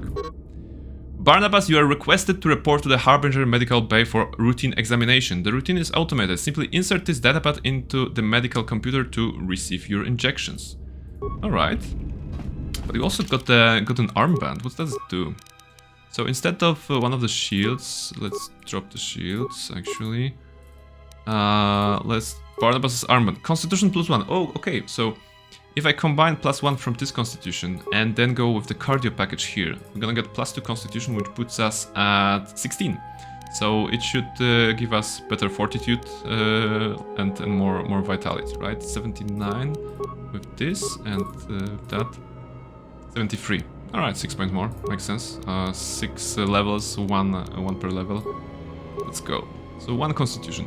This band belonged to the Jedi Barnabas, the space wizard Barnabas, who was exiled from the Jedi Order following the Mandalorian Wars. Well, as far as I remember, the first dialogue with Kreia was like, "Oh, you are a Jedi, right?" And we were like, "Oh, no, sorry, we're not a Jedi anymore. It's a troubled history, basically. We don't want to talk about that." And I'm not sure if there was like a word exiled in that particular dialogue, but you know, we learned something. We probably did something bad if the Jedi did want us gone, or it's equally possible that we did something very fun and the Jedi want us gone. You know? As I prefer light side myself, I can see that the Jedi are well, not very fun people, not very fun-loving people, maybe like that. Okay, I think the equipment is boring. Yeah, that's one word that can be used for that. Maybe we can just do something like give some items to this stuff. The Jedi are boring. Well, you could argue that the Sith are boring too. They're only about, you know, crushing their enemies and ruling the galaxy. You know, where's the fun in that? Like, it's also like very extreme. They're like both extreme in their own way, I would say. Neural band. Aton should probably have a neural band. Can you get a neural band? Oh, you can. Okay. Oh, here. Neural band. Will +2 because his reflex is already very good. So I put the other item on Kreia, but for Aton we had like this. Let's see what's here. So 1 gun. Is it the time for a second gun for Aton? +6, +4? I don't feel like it. Let's skip to +10 and just like that. Maybe we can actually... Oh! Advanced mining laser will give us... Oh no, it's two-handed. +9, 1 to 12, and this one is +10, 1 to 8. Okay, for style, let's keep it the same. We haven't talked about that for years for you to be saying such prejudiced stuff, man. Well, you know like how it's like. You know how I roll. Let's see. Okay, so we have guns. Kreia, you have gun. We have gun. This is the gun part of the playthrough. Let's just use guns for the next part, the next couple of enemies, which is not a bright idea because. Okay, Aton, maybe you can help. Because those Sith that attack us, they are melee characters. Damn thing's stuck. Skill too low? Aton, come on! You were the chosen one. You were supposed to open the doors, not skill too low them. That's... okay. Security tunneler. Will I use that? If I use that, it can help, right? Just maybe one more try. Damn thing's stuck. Okay, skill too low. Security tunneler. Alright, at least we used it. What is it? That was a consumable item that we used, but at least it opened the door for us. Was it worth it? Sonic grenade and exchange casual gloves. Okay, let's see what the exchange casual gloves do. Exchange casual gloves. Computer use +1, demolitions +2, security +2. Alright, I'm liking that. Because now, Aton, you can get those gloves and you have +2 to security, so I hope the next door that will be locked, you know, you can open, actually. Oh, actually, I just remembered that there's a caps lock, and with caps lock you have a first-person perspective. You can just look at the surroundings. It's not like useful ever in the game, unless you want to look at something. You know, you can look at the characters. Come on, Kreia. I just wanted to show you to the viewers. Aton. So this is how he looks. He looks sad, actually. Okay, he looks sad because I scolded him for not being able to open the door. It makes sense. It's lore accurate. You know, I agree. And this is Kreia with her blaster. So also the kind of a Jedi-ish robe, like us. Only that she's wearing a hood, and we are just wearing boldness. Let's go. Let's continue. And through the door we go. Anything here? Any Sith? Oh, there are Sith here, and there are Sith behind us. All right. So smart tactic. And fire. And fire.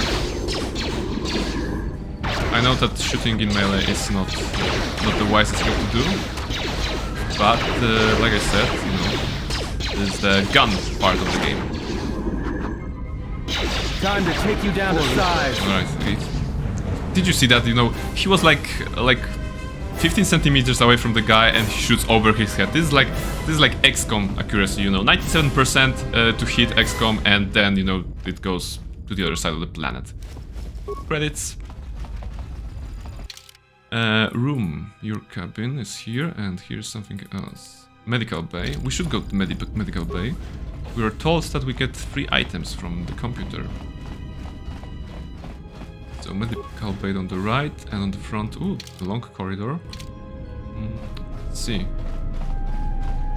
Basically, if you look at the minimap, you can see that some the doors are in green. Whoa. Ambush. Alright.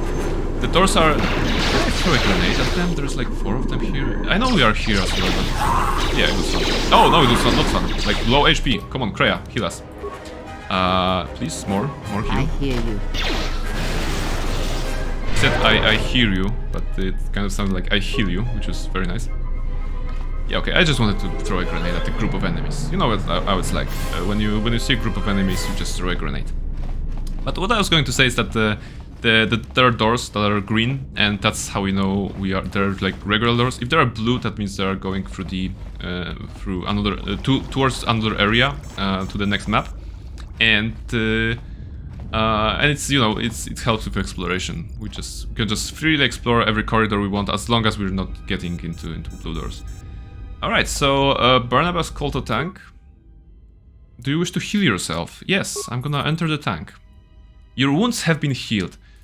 So I'm just wondering how it worked. Like, did Barnabas just stripped to his underpants and just went in, and the guys were just chilling and waiting for him to finish the healing process, the therapy, the rejuvenation? Or was it more like, you know, in Pokemon games, like bing, bing, bing, bing, bing, and, you know, everything was healed in just a couple of seconds? Medical console. Okay, medical console, yes. So, insert datapad, check treatment request Barnabas. Barnabas treatment request. Sedatives administered during routine examination 3.5 days ago. Emergency override enacted. Dosage exceeds safety protocols. So someone gave us too much. During your last medical exam, you were administered a delayed sedative that would kill a normal human being. That must be what rendered you unconscious when the Harbinger was taken out. So, you know, very, very dangerous stuff. It looks like as if someone forgot to lock out the treatment request once administered. You still have access to one of the KotOR tanks in the medical bay. Okay, so that was the one we used before. Check medical logs. Access log, Sith wreckage report. Something's wrong. Ever since we picked up that Sith firefight in the region, crewmen haven't been reporting for their shifts, and I can't reach people on the comm. The strange thing is, I keep feeling like someone's watching us here in the ship, but I can't see anyone. I don't like this. Safe survivor. Checking the survivor from the Sith vessel. Oops. I'm Sorry. not sure whether he's alive or dead, or what's even keeping him together. His flesh is cracked and scarred. and I'm registering several thousand fractures in his skeleton, as if each bone was splintered repeatedly over time. Several then put thousand back fractures together. in this Judging in his from the scar skeleton. tissue, I believe these wounds took place before his death. If so, he must have been in constant pain. I have no idea what's been keeping him together. So this is indeed talking about the guy we saw in the cutscene, and that is hunting us in a way. This is the medical officer. The soldiers sent to the medical bay have just died. I don't know where the subject went. I think he's gone to find more of the crew. With him or Sith. They just appeared right out of thin air, like they were wearing stealth generators, but I think they were always on board. When we stopped to pick up that freighter, they must have come on board the Harbinger. I have no idea how many are on the ship. There could be only a few, or as many as 100. And with communications cut off, we can't call for help. I think that thing in the tank was a Sith Lord. A Sith Lord alive the whole waiting time. for something to wake him up. Yeah, something woke him up. And then he killed everyone. And then he's probably making problems somewhere. Check medical logs. No, that was already that. Check camera recordings. Maybe you can learn something from the video. And there it is, the Sith Lord, with several thousand fractures in his skeleton, and his skin and body barely holding together. A poor Republic soldier just ran away. The guy jumps out and wreaks havoc, probably. Attempt to get chemicals from the medical computer dispenser. Yes, chemicals dispense. Alright, we need chemicals to craft more mines, so this is nice. And this is the broken KotOR tank from which the Sith Lord has escaped. Cylindel. Okay, let's see what's there.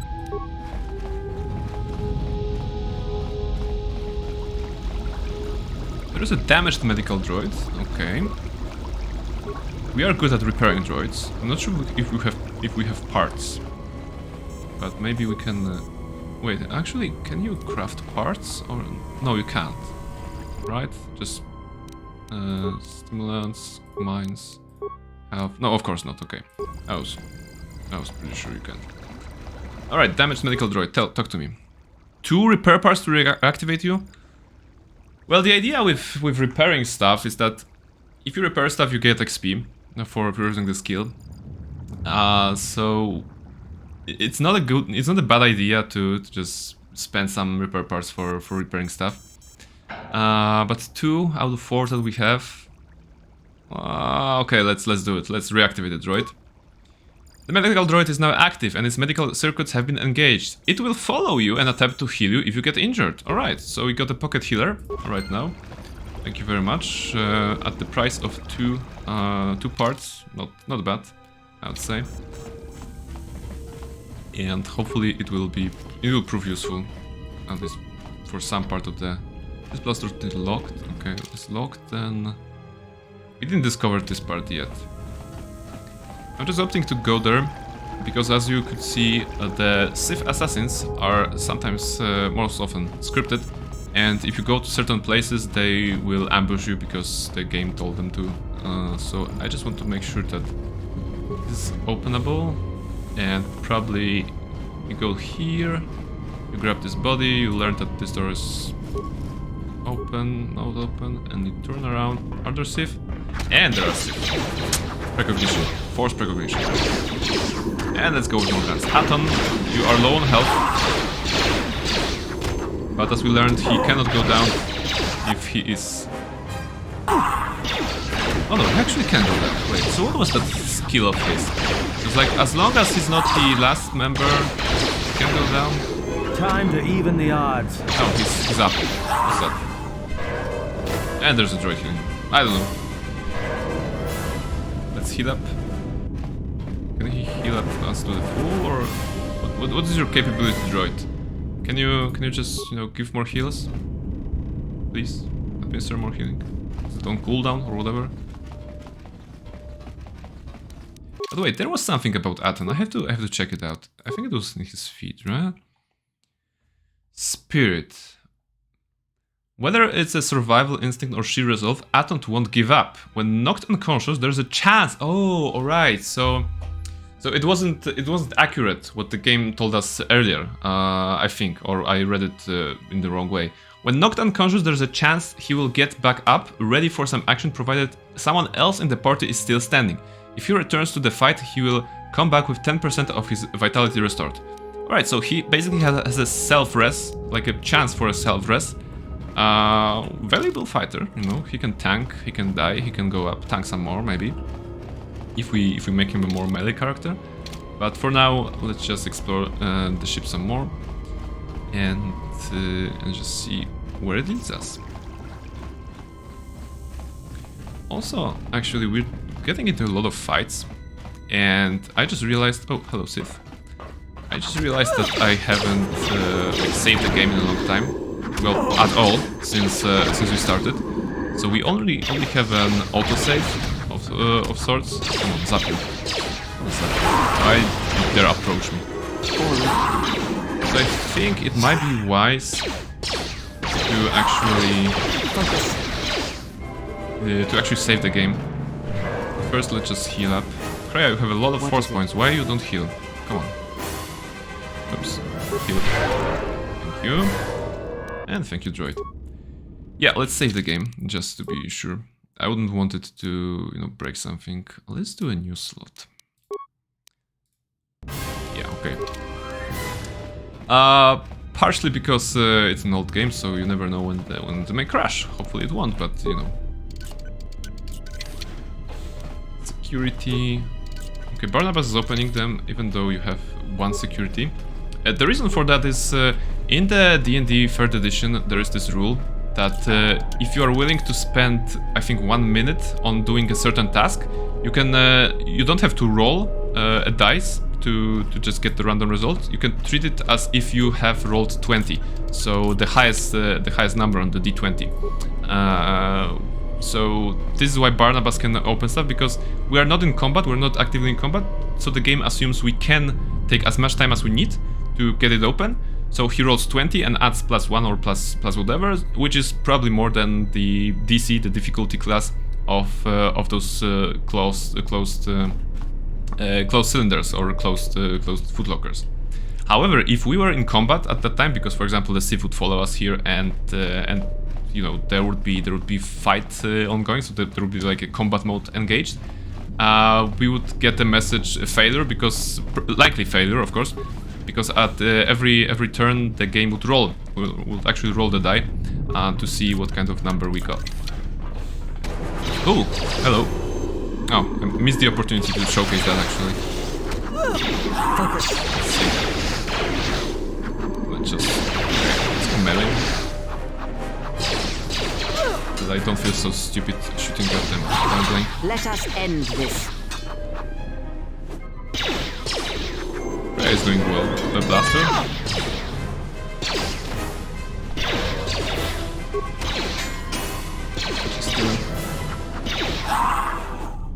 Yeah, I also think that you know, playing melee is more fun because of the animations, because of the animations in combat that they do. Because with blasters, like, you know, shoot, sometimes like a aimed shot and stuff like that. And with melee, it's like there's some movement, you know, some acrobatics even when they're doing the improved power attack. So it's more fun to watch, even though those are just basic animations, and at the end of the game you get bored of them anyway. Because it doesn't do much. Alright, droid maintenance log. I don't know whether this new HK-50, so the silver one that we destroyed, droid is a gift or a curse. After the destruction of the previous protocol droid, when it accidentally activated that frag mine, when HK-15 was nearby, I don't buy it, the HK has stepped into its place without a hitch. The problem is, it doesn't take commands very well, and most of the time, I have no idea where it's been. There's been reports it's been sighted in the crew quarters with the captain, in the maintenance, and even the med lab of all places. And when I ask the droid about it, it gives me a smartmouth response about facilitating communication. I don't know who commissioned these HK models, but I don't like them. Well, you were right to not trust them. We met one and he was not very friendly. but there are some utility droids. So there are Roombas, but there is not our Roomba. We are looking for a very specific Roomba. We're in the market for T3 and 4 that is still lost, locked, and sat, and abandoned in a fuel pipes, in a fuel line. Protocol droid, can you? Unlike the others, this protocol droid appears to have been purposely sabotaged. Okay, I wonder who could sabotage that. Like, that was a masterful plan from HK50. We are looking for the space Roomba that is ours. Is it open? Locked. Okay, so if I turn around, will there be Sith? No Sith this time? Okay. I'm surprised. Facilitating communication. Yep. Like, that's all he did, Facilitating communication, being good in PR, HR stuff, and also cleaning. Very, very nice guy. Turbolift. There's a ship that takes us to the engine level, and there's a cutscene. I have a bad feeling about this. Atton has bad feelings. Okay, we were not nice to him last time, so maybe let's. There's your bad feeling is going to be replaced by blinding pain if you don't be quiet. I have to do this, I wanted to be nice to him, but I've already been nice to him on many playthroughs, so I'm just gonna be brutal. Alright, but don't say I didn't warn you. Trust me, when it comes to staying alive, I'm rarely wrong about these things. Atton has the special ability to sense anything that places him at risk. When he gets a bad feeling, it's recommended that you save your game. So this is like a very creative way of reminding players that they have the ability to save the game, like we just did a second ago. Influence lost Atton. Well, okay, we're not on a very good friends with him at this point. We're gonna see. Maybe we don't need him, although he has the mines and security. Yeah, actually I'm changing my tactics here, because as long as we have Atton being useful, we should be nice to him. So the next time we're gonna talk to Atton, I'm gonna do something nice to him. Like, tell him that he shots blasters very well, or that I liked this one time that he died but got up again, and was very strong. But yeah, a creative way of reminding players that they can save the game. Not by a prompt, I mean kind of by a prompt, but still embedded in the game itself, in the dialogue actually. And of course, I have a bad feeling about this as a phrase from Star Wars that is very important, and maybe something bad will happen here. Let's see. Maybe something good, but I wouldn't count it. You can see the darker walls. It's kind of like a darker vibes, not so clean, like lights blinking off. And who's that? And we already know who's that. This is the broken guy. I have come for the Jedi. This battle is mine alone. I am not defenseless. And apparently Kreia was like... He cannot kill what he cannot see, and power has blinded him long ago. Run! I shall be along shortly. Alright, so apparently Kreia had enough of the blaster. As you could see, she changed to a vibro sword, a vibro blade, and just ran at this guy. And she claims that he can't kill what he can't see, and the power has blinded him long ago. So once again, a very nice piece of dialogue, very nice writing in this game. Although whether or not we're gonna see Kreia, it remains a mystery. Who knows? Maybe we will, maybe we won't. Maybe she's gonna lose the fight with the mysterious Sith Lord. Hopefully not, because she has that plus 5% XP, sorry, for us. Alright, Harbinger maintenance control system damaged. We have repair parts. Oh, okay. Reroute the maintenance control system. Open maintenance doors to ion engines. Okay, so we actually got somewhere before we got to the locked doors. This is the best feeling ever in gaming. Because, imagine exploring this place, but ignoring the console, and then going to the doors, and then learning they're locked, and then going, back. Not very fun. Low security here. Alright, workbench. We can check the workbench actually. Some parts. I don't think there's a way we can improve our weapons right now, but let's see. Vibro sword. Oh, there is energy cells. We can put an energy cell in that, and it gives a whooping 1 energy damage bonus. So strong, very strong. No, unless it's getting like kind of more powerful. There's a vibro sword and there's actually a vibro blade.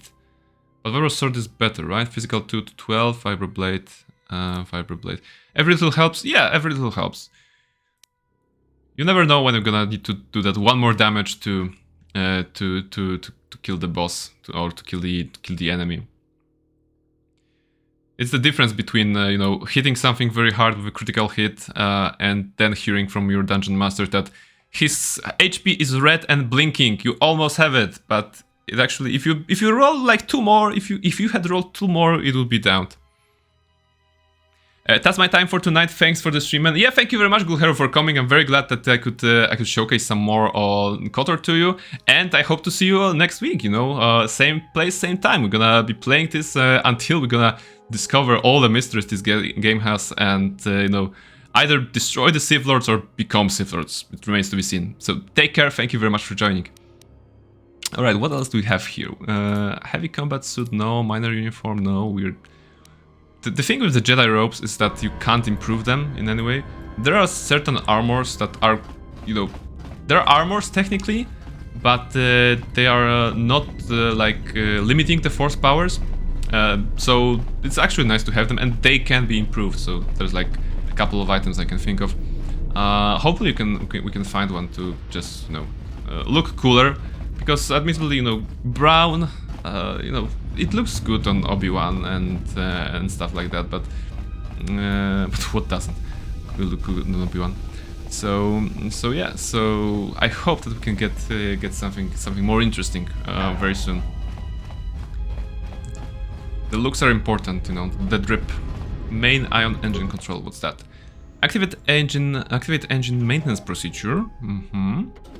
Which means open the door. This is good. And log out. Okay. 200 XP, 250 XP for just opening the door. Tell me you're joking. We are not going to cross back into the Paragus facility through the fuel line. That's crazy. Well, it is crazy. And I have to be nice to Aton. Yeah, okay. Let's see. What's the... In case you're sleeping, no. Then stay here and die. It's not nice. Aton, you need to trust me. Come on. It wouldn't work. We just dissed him 2 times. It's the only way to get around the sealed door and into the hangar where the Ebon Hawk is. Logical? Logical. Alright. But I know I'm gonna regret this. Come on, you won't. And there's the... I sent you, my master. Faint. Weak. Your senses betray you, as you betrayed me. After all that's happened, still you live. You are difficult to kill. For one as limited as you, perhaps. To have fallen so far and learned nothing, that is your failing. The failure is yours. No longer do your whispers crawl within my skull. No longer do I suffer beneath teachings that weaken us. And now you run in search of the Jedi.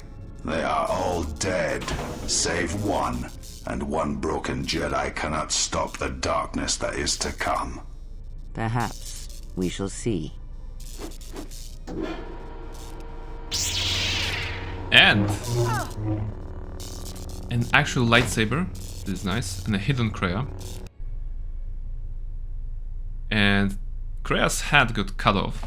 What's wrong? And for some reason, Barnabas is going Damn crazy. It, hold on, it's only a little farther. Don't give up on me now. Imagine him screaming, you know, in pain.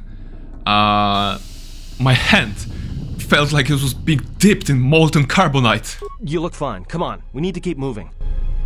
So that was a very, very interesting cutscene. We saw Kreia and we saw the mysterious Sith Lord, and they had a little exchange. Apparently, the Sith Lord called Kreia master, and she was like, "I'm not your master. You know, your senses betray you. I think you're in the wrong." But you know, the one particular line that I like there is that one broken Jedi cannot stop the darkness that is to come. It's super edgy. Someone give him mirror. Yeah, I mean, he looked terrible. And if this is what Darkseid does to people, then maybe we should not allow Barnabas to go that far, the dark side of the Force. But hey, we lost Kreia, and Kreia lost a hand. But look what we found. We actually found T3 and 4. Droid. Looks like it's been hit with an ion. It's not just utility droid Aton. It's the utility droid. It's T3 and 4. I know we ran into the protocol droid earlier. He attacked us too. How did you survive? It's probably telling a wonderful story that he was very brave little Roomba. Can you travel, T3? And he's giving us a series of positive chirping. Then let's go. T3 has joined your party. He has the ability to make programming spikes on demand and can also upgrade items if asked. So he's a mobile workbench. This is nice. But he's also the cutest little thing, He is little Roomba and we are going to love him and cherish him. But first we're gonna level up him. So he's an expert droid, which basically means that he doesn't have a lot of offensive capabilities, but he will have a lot of skills. Even his attributes are like, basically intelligence, dexterity, constitution, so this is maybe needed for him. Let's go with dexterity, it was recommended actually. And with skills, he has computer use, we don't need computer use on him. Security, yes, repair, yes, maybe. Okay, computer use as well, because we have spare points. So the idea here is that I wasn't sure if I want to give him computer use and security and repair, because Barnabas already covers that. But it's good to have more options. One more level up. Let's go with recommended. It won't change anything. So those skills. And level up once more again. Recommended. Feet. Okay. As you can see, the the number of choices for T3 and 4 is pretty low. They don't. He doesn't get any cool stuff. He can learn demolitions.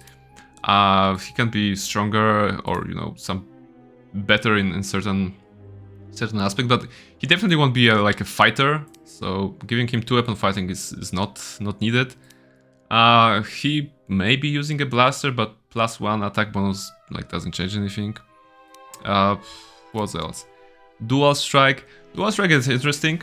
It's like a chain feat here that what does it do?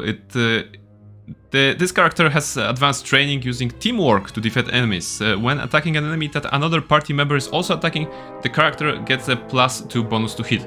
So it's kind of like flanking, but if two characters are attacking the same target, they can get +2 or up to +6, I believe. Yeah, with the biggest one. If they're actually attacking them together, but it has to be like bot chosen for all the characters.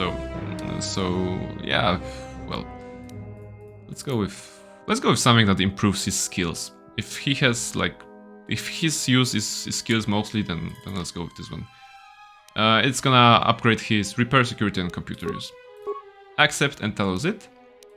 Let's see if we can gear him up, because throughout the gameplay so far we have collected certain armor and stuff for droids.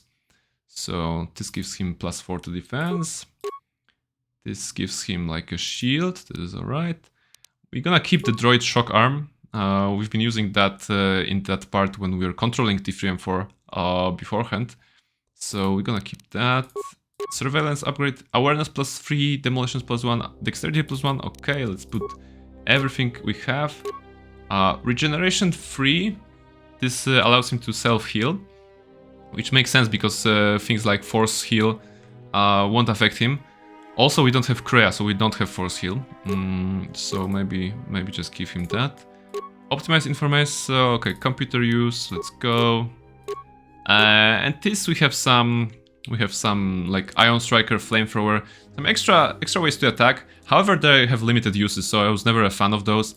We're gonna give him Flamethrower just to see the animation, I suppose, but nothing more. He also has a blaster. Sonic? Sonic blaster, Sonic pistol. Now let's go with mining laser. Yeah, alright, so Brave Roomba is here. And let's see if you can actually do something. No, he's not doing demolitions, right? Aton is doing demolitions. Aton. Average Sonic mine. Can we pick up the mine? Will we be saved? Because we need mines to destroy something. Yes! And Aton could actually, you know, pick it up. This is nice. Very good, Aton. Like, I should give you like a little star sticker, so that you can put it on your jacket, on your vest, whatever. The best demolitioner. Very good, Aton. All right, and droids.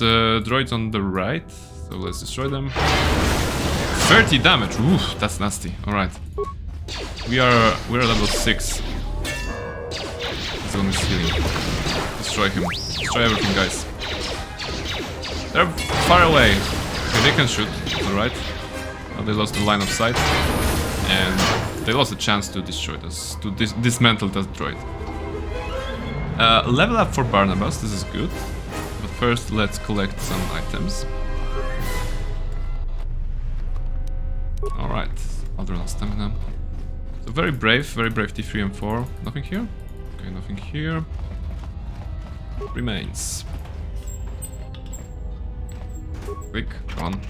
Open up. Sonic grenade and some droid upgrades. More remains. Shot. 16, alright. The other one must have been a critical hit. Oh, I'm not sure if Force can critical hit here, to be honest. Probably not. Maintenance, little healer. Oh, exploded. Alright, so okay, at least we have a good situation here. What I was going to say is that sometimes in this game the AI of your party members is not very smart. So in this situation we have a mine in the corridor, in the passage. There's an enemy on the other side. So if I were to switch to Aton or T3 and 4 and control them, then Barnabas would go straight through the mine, activate them, and get damaged. That's one, but also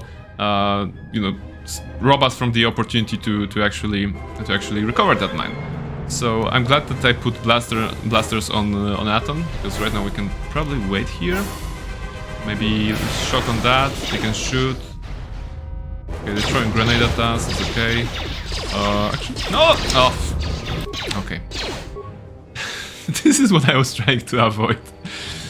So what happened here is that I was using the force power for the first part, and then actually Barnabas decided to go melee, and he went into the mine anyway. So all that explaining and planning and doing stuff, and he still exploded in the end. All right. One lost mine won't hurt us that much. Let's just go forward and clear the remaining droids. Oh, this one is throwing grenades. They are sometimes throwing grenades, but that was like a poison grenade or something. We can probably survive, though. Alright, Placid Cylinder, we can check that out. Okay. What's the map telling us? Going up. Okay, so I think we have to go here first. I think here.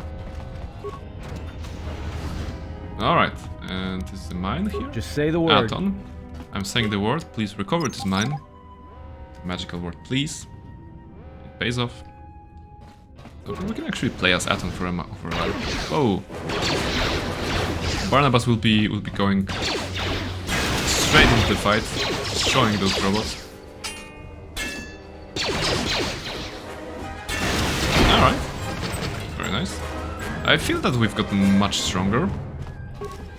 Although Aton could use a med pack. Let's give him some heal. Up. Come on, why are you using it? Right. You have to use it like that? Not smart. Alright.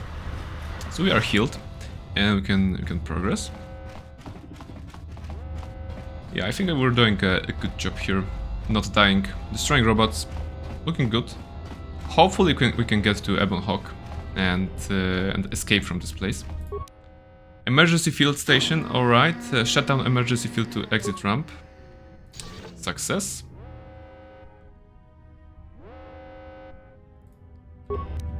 And if you recall, this is actually the area that the T3M4 was going through when we were controlling him. He came from that direction, from that turbo lift. More where that came from.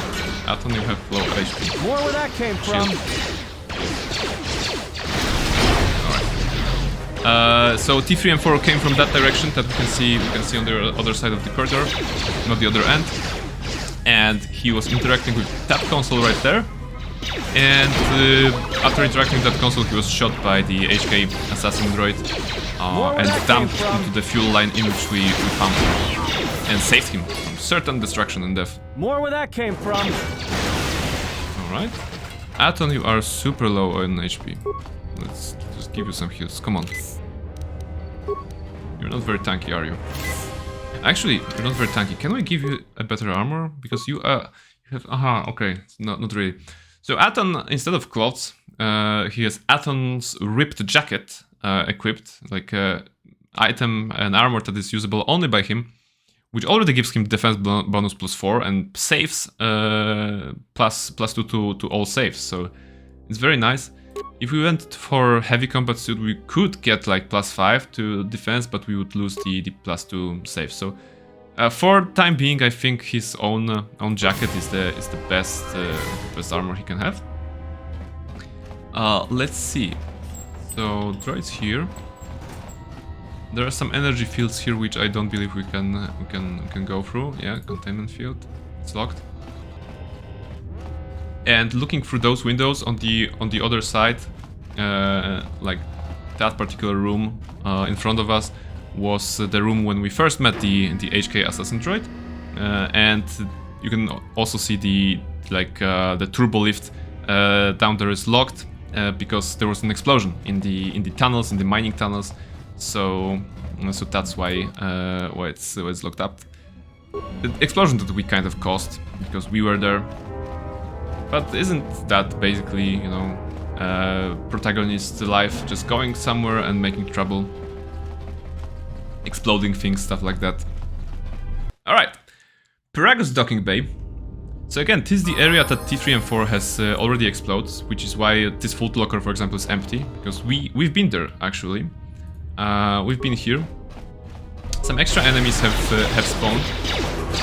When we were playing this last time, I mentioned that some people like to do that T3M4 segment of the game by avoiding everything, avoiding enemies and just letting them be here for the time when the main character is going back. Oops. Actually, Barnabas is low on health, like 27, okay. I'm gonna do a level up. I'm not sure if level up restores health. I think it does, so I'm gonna do a level up. Skills. Computer use, repair, and persuade. The same trio that we always do. And powers. Okay, powers. Let's see. I have a feeling that maybe Barnabas also should have force heal, because it would match the Barnabas, the wizard that I have in D&D, on which this Barnabas is based, of course. So maybe we should get heal. Kreia has it, but maybe Kreia won't be with us at all times, and well, it makes sense to have a heal, right?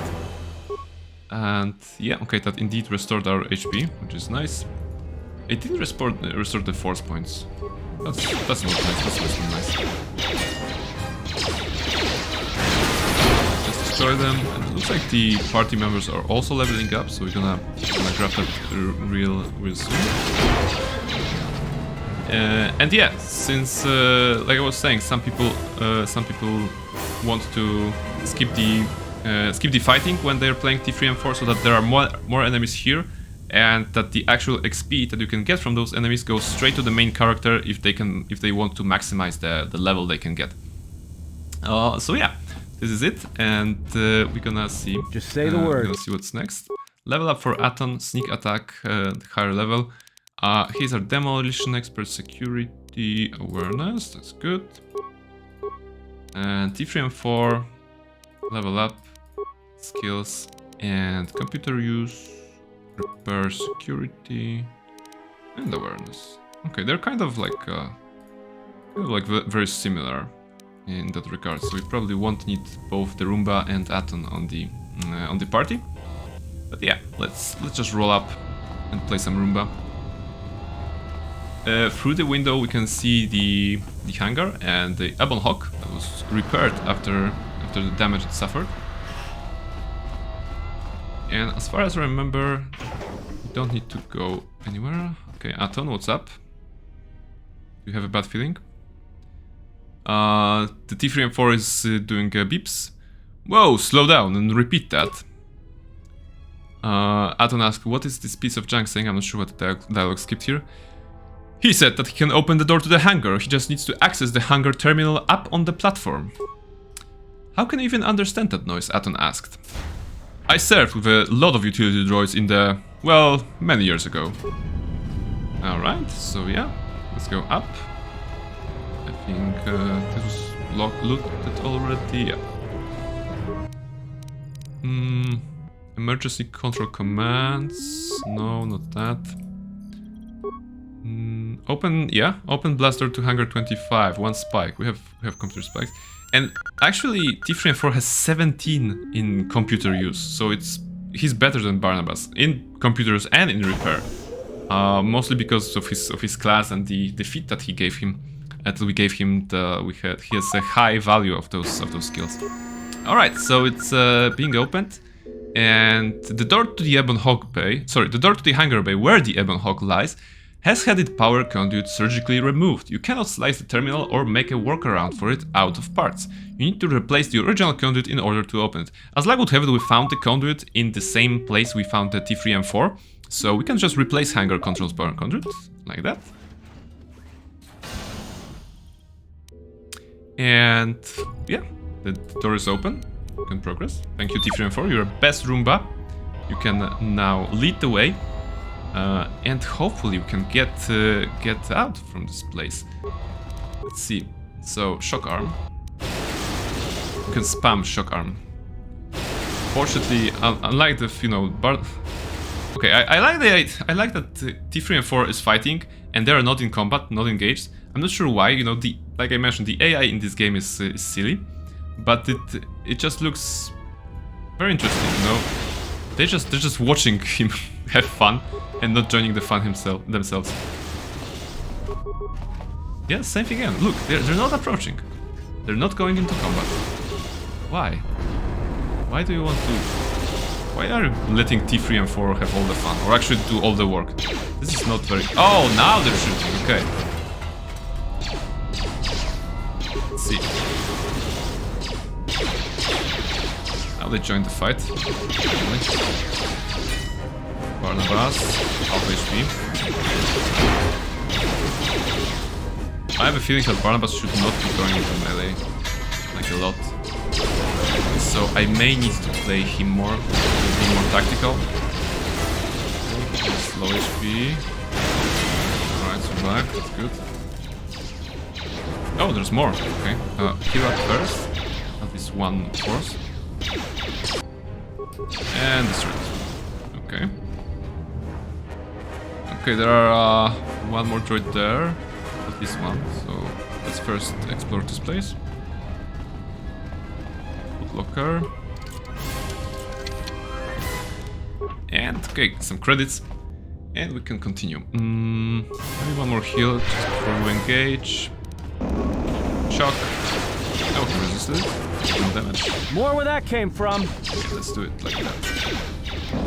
Come on, T3, just use the special skill. Time to even the odds. You can queue some of the attacks on him, unfortunately. So, it helps. Alright, we're low on force points, so maybe... Actually, Barnabas, go back to the gun. It's gonna be safer for you. And you, T3 and 4, just shock it. Alright, Barnabas took it immediately. Why are we running? Why did you go into melee range? Come on, guys. Just... Alright, now you're shooting. Yeah, this is proper, you know, this is proper. They are just, you know, one droid leading the charge, doing shock stuff, and then two dudes with guns. Ain't that beautiful?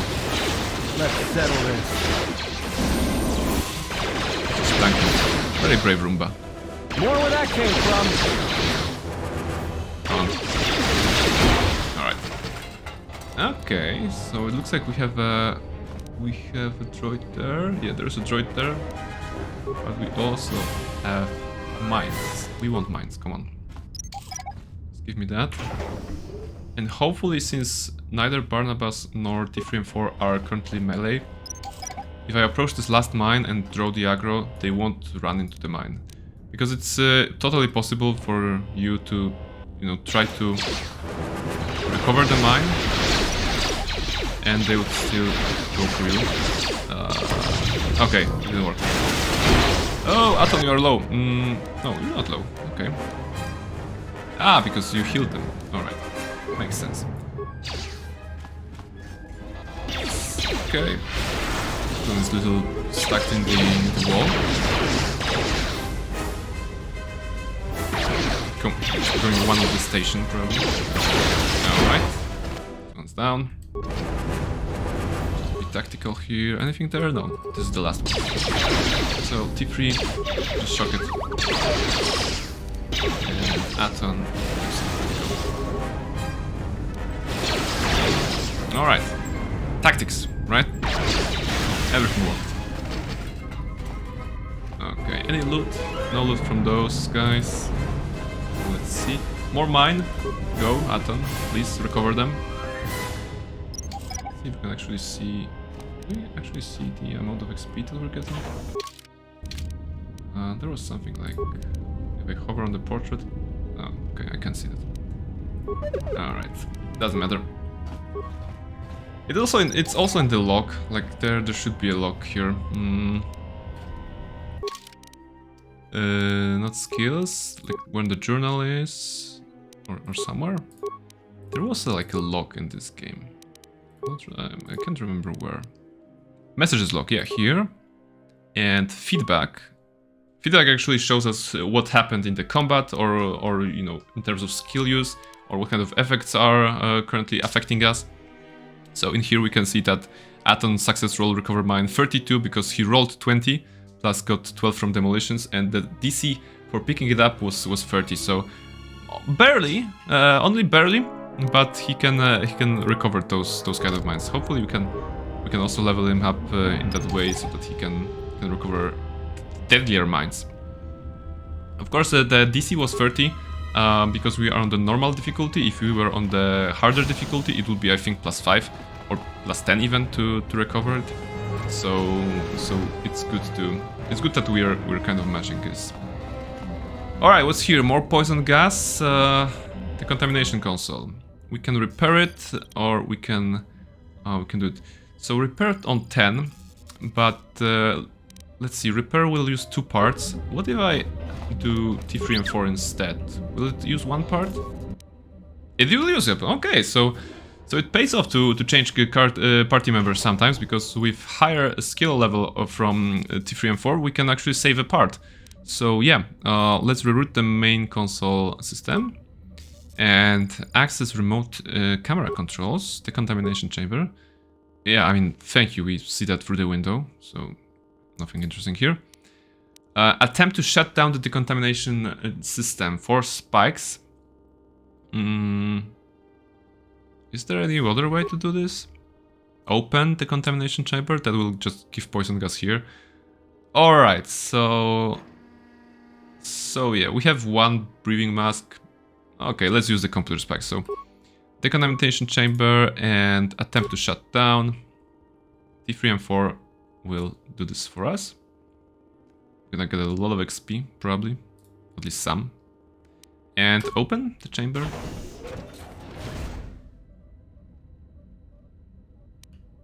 Log out. Alright, 300 XP.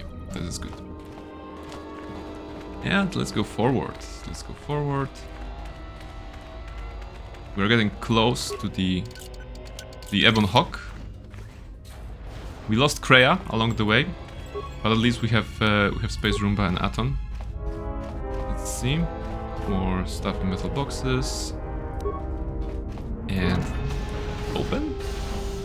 And we're here. Oh my goodness, we're here. There are droids, of course there are droids. So let's scout the area first before we run happily to the, you know, basically our salvation. Because as you know, there is this Sith Lord on the loose somewhere, and I don't think that Kreia could have gotten rid of him, considering that he chopped off her hand. So maybe, you know, escaping this dreadful place, escaping Peragus, and actually beginning the game for real will be the nice thing to do. Because Peragus is a long series of rooms, of challenges, of fights. It's not super interesting because they're basically all machines, all robots, and it's all about surviving here and stuff like that. So there's no like real substance to it. I like there's just one droid guarding the ship. I'm not sure. Was he like assigned to this job or just, you know, won the lottery? There's one single droid at the ship. That's okay. Alright, 32. That must have been a critical hit. So I'm gonna make a save here. Before we board. Let's think. Is there anything that we should also do? Well, at this point, recover Ebon Hawk. The quest is telling us. You reach the dormitory. Yeah. Maybe the dock should. Yeah, the answer. Okay. So basically we have the orbital drift charts, we have all the codes, everything. I think we should be able to just board the ship. This is the loading ramp to the Ebon Hawk. Once aboard, you'll be leaving the mining facility for good. Well, at this point I think we're done here, so enter the Ebon Hawk.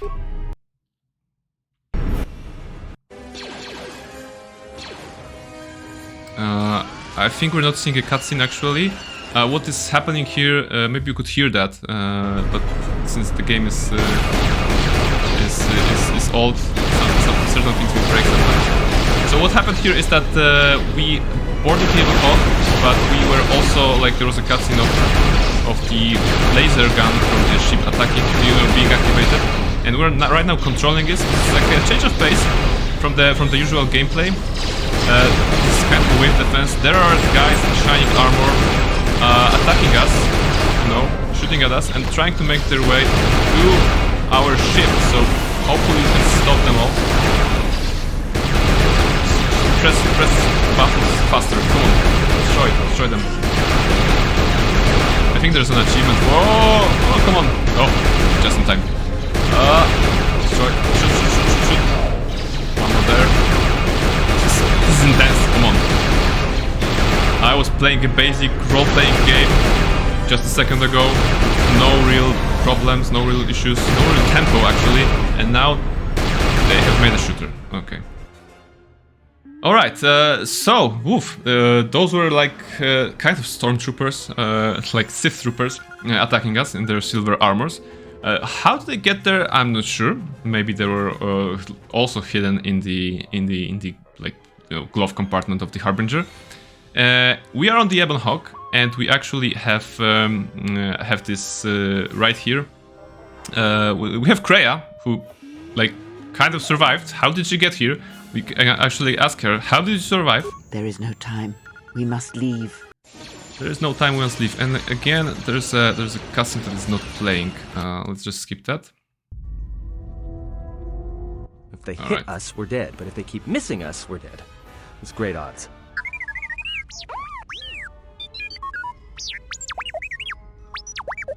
Somebody shut that trash compactor up. Okay, so Aton has gotten himself in the role of the pilot. Isn't there anything you can do? I'm doing all I can, and that's not enough. He's helping. What'd you do to make these guys so mad? Well, either they hit us and destroy us, or they hit an asteroid and make the whole field go nova. Can we jump to hyperspace? Not with all these asteroids around us. We'd enter hyperspace in pieces. We have to clear that field first. Thing is, we clear the field and they're gonna have a clear shot at us. Alright, so this is a very interesting moment in the game, actually. because we are escaping the Pergos mining facility. And we are being attacked by the Harbinger, by the ship that we were visiting briefly before. And there are two options here. To either avoid the asteroid fields, try to avoid the asteroid field, or to fire on the asteroids. And one of those choices, I mean, both those choices are kind of like progressing in the same way. However, in one of the cutscenes that happens after this choice, it's the Ebon Hawk that shoots the one particular asteroid and makes everything goes boom. And in the other is that Ebon Hawk avoids it, and the Harbinger shoots that particular asteroid and everything goes boom. So the result will be kind of the same, but the choice that the player is given here, well, it sort of puts the agency in the player's hand. I think that I would like to go out with a blast and to fire on the asteroids, especially since I think there's an achievement for that I don't have, so I might as well grab it. The bad thing is that I don't think the cutscene will play, so you have to imagine just Ebon Hawk flying through the asteroid field, shooting one asteroid, and the asteroid just breaks apart, explodes, and then the asteroid adjacent to it explodes as well, and there's a chain reaction that basically destroys everything, including the facility, including the Paragus 2 mining station that we're just escaping from. So go ahead, Aton, fire on the asteroids. Maybe the explosions will destroy them. That'll take out the whole field, the colony, and maybe us. We might not even be able to jump to hyperspace in time. Then we die here. Choose now. Yeah, it's risky, but we don't have any choice. Do it! Hold on! This is gonna get a little rocky. Yeah, alright. So, again, not seeing the cutscene here, maybe I can... actually, I can edit it in post and paste it in. I'm gonna do the smart thing. So, sorry for not showcasing this particular cutscene right now on the stream. But you know, old game, and I'm not sure why it doesn't work sometimes. Now that we just killed a planet, maybe one of you can tell me what's going on. Because between assassin droids, a Sith Lord that looks like he sleeps with vibroblades, and being target practice for a Republic warship, I was better off in my cell. The Republic warship was the Harbinger. It was seized on its way to Telos by the Sith. They sought you, Jedi. Alright, so we're kind of getting the whole story of the Harbinger right now. The Harbinger was on its way to Telos? Yes, to aid in the recovery effort there. Many roads lead to Telos, including ours. Not like we have much of a choice, the Paragus astrogation charts being what they are.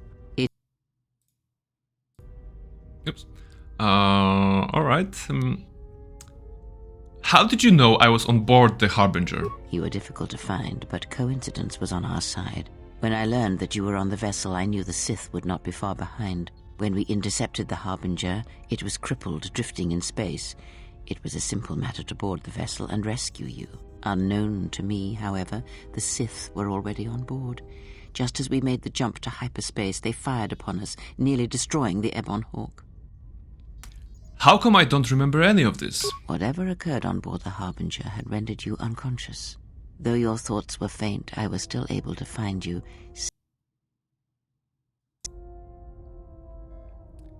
That's an unusual set of coincidences. True.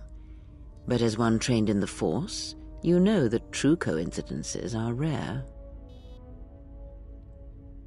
How did you get to Paragus? I do not know how the Ebon Hawk was able to make it to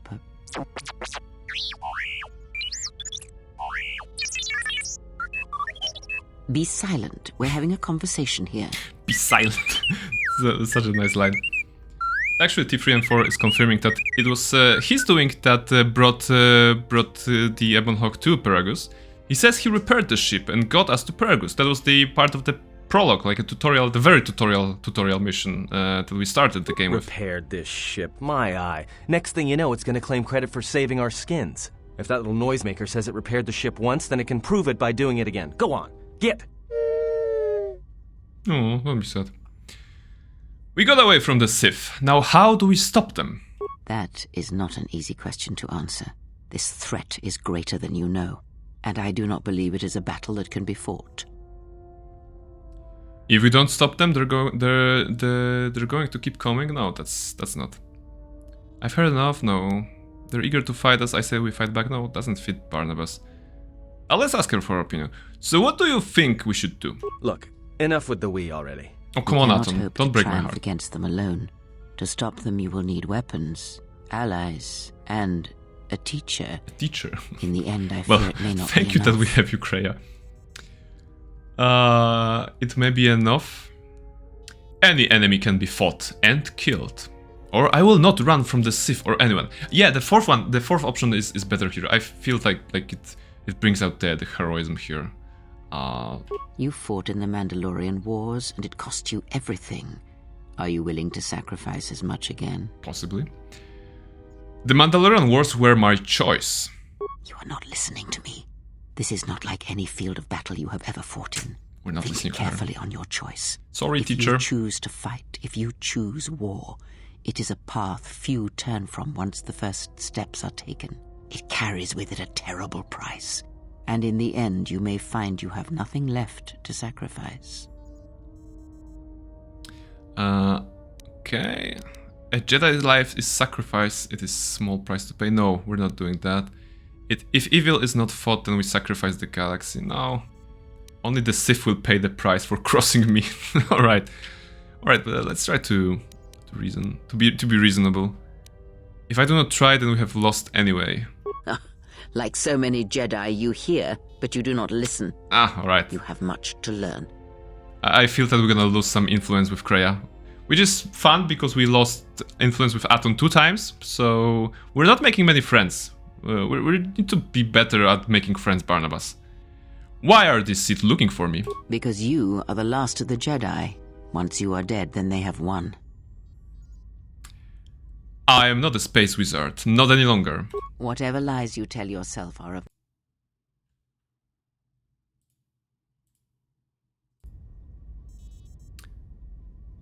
But last of the Jedi? That can't be true. The Jedi Civil War destroyed the Jedi. By the war's end, barely 100 Jedi remained. Many fell in battle, and many more were seduced by Revan's teachings.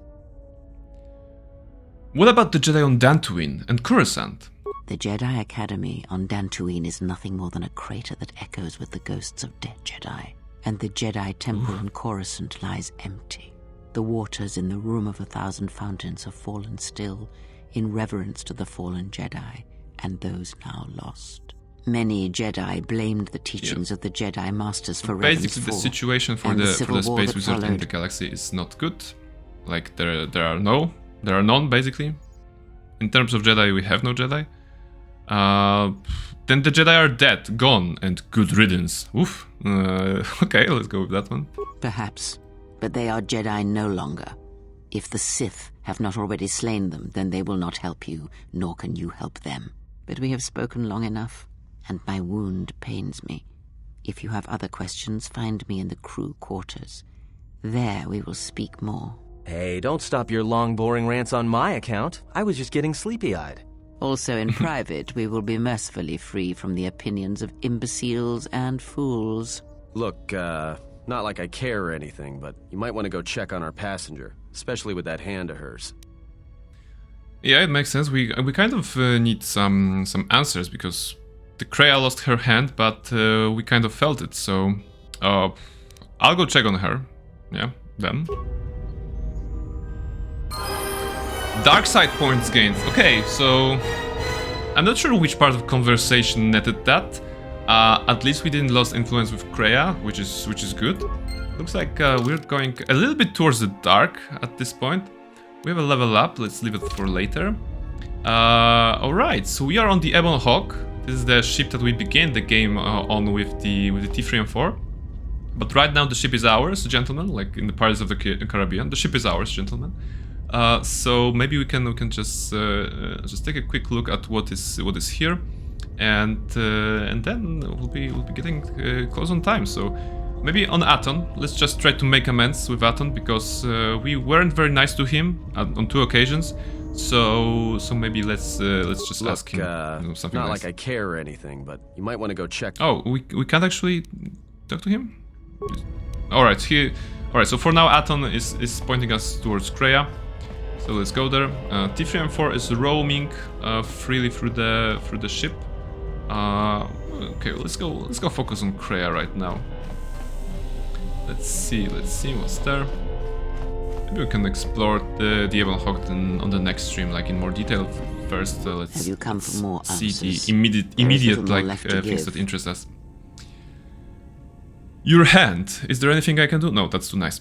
If your hand, no. When you lost your hand, I felt it too. That does not surprise me, any more than you hearing my thoughts when we were apart. Right, we were already the connected. Pain, however, was unexpected. If I could, I would have shielded you from it.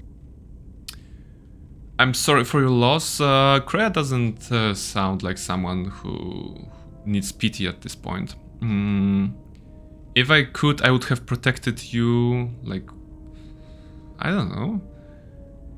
And consider the pain a lesson? No, let's not be like that. Oh, the fourth one is very Barnabas, like, you know, asking for knowledge. If I felt the loss of your hand, what would have happened if you had died? I do not know. I fear that the consequences would have been more extreme. Like what consequences? Death? Possibly, yes, and I fear it works both ways. I would not wish to test it, nor should you. Then we'll work together and try to be careful until we can fix this. When battle is upon us, I suspect our minds are prepared enough to shield each other from the pain. I think we shall not have a repeat incident of what happened at Paragus. How could this bond have happened? I confess its nature eludes me as well, but the bond is strong, and its roots run deep. It seems the force flows easily between us. When one of us manipulates the force to heal or strengthen ourselves, the other is aided as well. You and Kreia possess the Force Chain special ability. When either of you uses a force power on yourself, the other gains the benefit as well. So, for example, we had that force power. We still have it, the burst of speed, which makes us speedy, and the screen is blurry. So, when we have Kreia in the party and Barnabas uses it, the buff also goes to Kreia, even if it normally wouldn't affect her, because of the special connection, apparent connection that we have with Kreia. So this can help, you know, balance things out in terms of using the force points. But with 2 consulars, we have all the force points we need. So nothing to worry there. A powerful technique indeed, though, as we have noticed, it has its drawbacks. I don't think it has like gameplay drawbacks. I don't remember anything happening like in particular when it comes to this force chain. When we were on Paragus, I could feel the space magic again. Indeed. And was it the same as before? No, it felt different, faint. If my suspicions are correct, perhaps the damage the Jedi Council did was not as permanent as they thought. It is not an easy thing to cut one off from the Force. Wait, the Jedi did this to me? What did you believe? That you suddenly lost your connection with the Force without reason? But to cut one off from the Force is like losing all your senses at once. Indeed it is. It is much like losing one's ability to listen, or being put into a deep sleep, unable to awaken to the galaxy around you. Such a thing has been done before, when Jedi have pronounced sentence on their own, and exiled them as they did you. Alright. So, we just learned that the Jedi have taken away our space magic, which is not nice. But as for the reasons, this is an interesting question. Why did they exile us, actually? Maybe we will learn that during the playthrough. Alright, let's see how we can respond here. Then there must be a way to reverse what they did. It is possible that such a thing can be undone. Still, even so, the chances of the Jedi undoing such a thing for a traitor is a slim thing at best. Traitor? Assuming they She means us? Slim is better than none. Our link may have had other consequences. Perhaps you can hear the Force again, distantly, through me. If so, then there is hope. I may be able to teach you, train you to feel the Force again, and if you will not allow me to help you, then other Jedi must train you. or undo the damage they have done. But there are no more Jedi. Like, Then who can I am teach your us? only hope, as you are mine. We are a sad pair, you and I, to defend the galaxy against such a thing. I offer to train you to become strong again, to know the ways of the Force, and to hear the Force sing within you as it once did. Alright, so she is offering that she'll be our teacher, our master in the Force, okay. Like, if your training brings me power, then I will listen. Then our training shall begin. Whenever I travel with you, I shall impart what I can to you through my words and presence. Alright, this is a lot to take in at once. I need time to reflect on this. I would see to that fool in the cockpit and remind him of our destination. Yeah, she doesn't like I would Atton, not want Atton him doesn't like attempting her, to veer Atton from doesn't like Telos. us. He's not a fool, but he does feel odd to me. He is a fool and an imbecile. His potential lies downwards, not Oh, up. she really Watch doesn't that like him. one. His thoughts are slippery. I do not trust him, and nor should you. Such a man serves himself first and his allies next. Dark side points gained, light side points gained, influence gained Kreia. So that was a good dialogue, you know. We got something dark, something light. Some of the options were probably more prone to giving us one of those sides, the other sides as well. And influence gained Kreia, so this is nice. Let's just go back to the imbecile and fool that Kreia claims Atton to be. Let's see what he can tell us. How's our passenger? She's still aging? She's still aging. Alright. You know, for someone without much to say, she sure says a lot. Yeah, to you, maybe. I don't usually hear much beyond fool and imbecile. She's lucky she's a Jedi, or someone would have killed her years ago. I mean, how old do you think she is? She may have been good-looking once, but it takes some hard living to make creases like that. So, and good looking is of course one, but I just noticed that Atton is you know, steering the ship or activating the buttons, but there's no console-like model in front of him. It's very funny. If she looks good to you, you must have taken a blaster hit when I wasn't looking. Hey, I just got out of prison. If we had a decent navicomputer, trust me, we'd be dropping out of hyperspace into the Nar Shaddaa Red Sector right now. After spacing that old witch, of course. Old witch. Alright, Luke, ease of the insults. She was wounded, helping us escape, remember? Like, this is fair. Whoa, all right.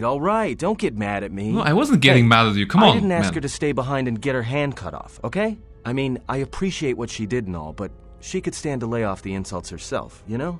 Alright, I'm gonna talk to her on your behalf, you know. Getting empathy from you is like squeezing water from a stone. No. Let's just not follow this line because it can... I don't want to antagonize Atton too much, you know. Are we still on course for Telos? Like we have a choice? It's the only place Paragus had logged in their astrogation charts. Well, if you thought Paragus was dead, then Telos is a dying world they're trying to breathe back to life. Should be there before too long. You can check our course on the galaxy map if you want. It's on the wall behind you. Never mind. I wanted to ask you some questions. Oh, no. Look, I respect your privacy. Oh. I mean, when have I ever asked you any questions? I mean, besides that one. Oh, okay, so... Do you know anything about that assassin droid? No, not much. Except sounds like it was after you. As far as I'm concerned, you handled that pretty well. No more droid, no more problem.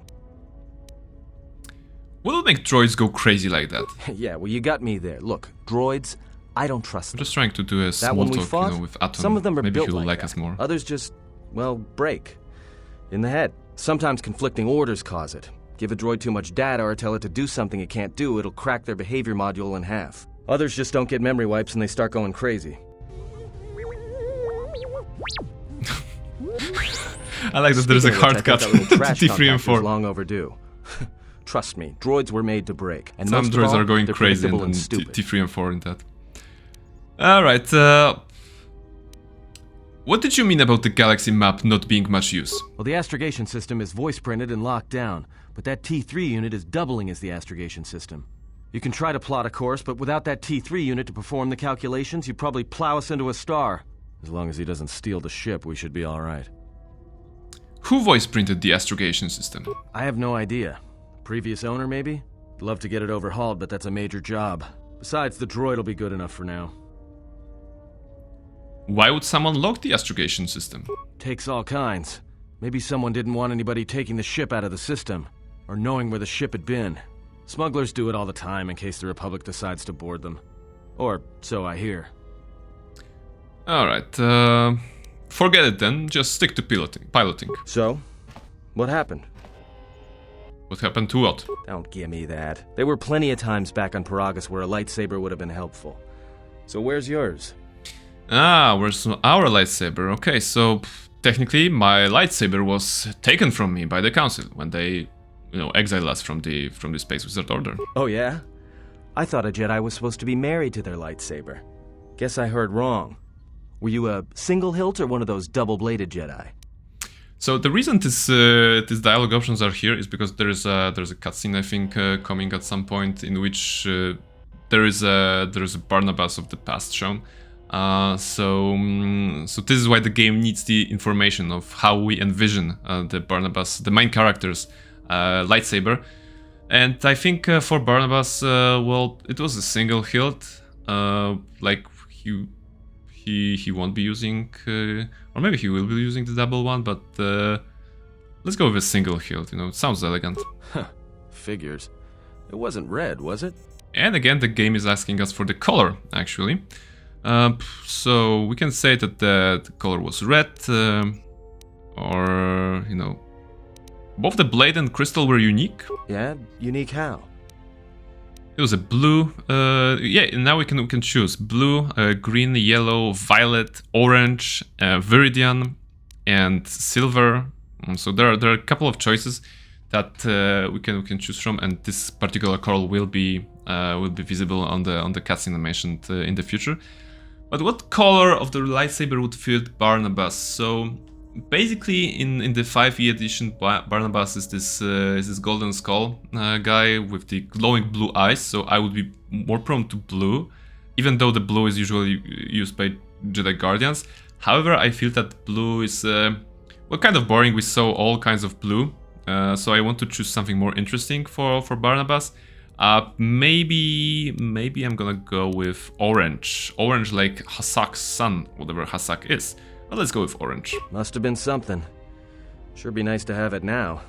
Might make those Sith think twice before. Maybe we're gonna try to find an orange crystal in the game even. So, to recreate that. It is no matter. It was taken from me long ago, the lightsaber. Alright, forget I said anything. Like I said before, you can check our course on the galaxy map if you want. It's on the wall behind you. Alright, light side points gained, so we're still balancing quite nicely. And this indeed ends the Paragus part of the game, because as soon as I go to the galaxy map, I can plot the course to Telos, to the next planet that we'll be visiting, to the next set of locations that we'll be visiting.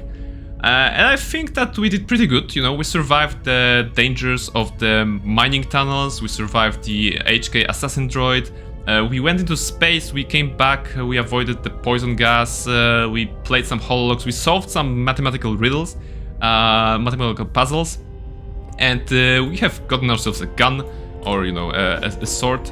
So we are very nicely prepared to face the galaxy as it is and continue with the adventure that is KotOR 2. But that will be something that I'm gonna leave for the next stream. So I'm gonna be saving the game right now and wrapping things up. Thank you very much for coming. Thank you very much for all who have come during the stream and commented, of course, and encouraged me to continue. So I'm gonna save the game, and yeah, I feel I like KotOR 2. Like these two streams already just reminded me of how fun this game is, and I hope I can continue it, like the whole series, and showcase the entire game from the start to finish.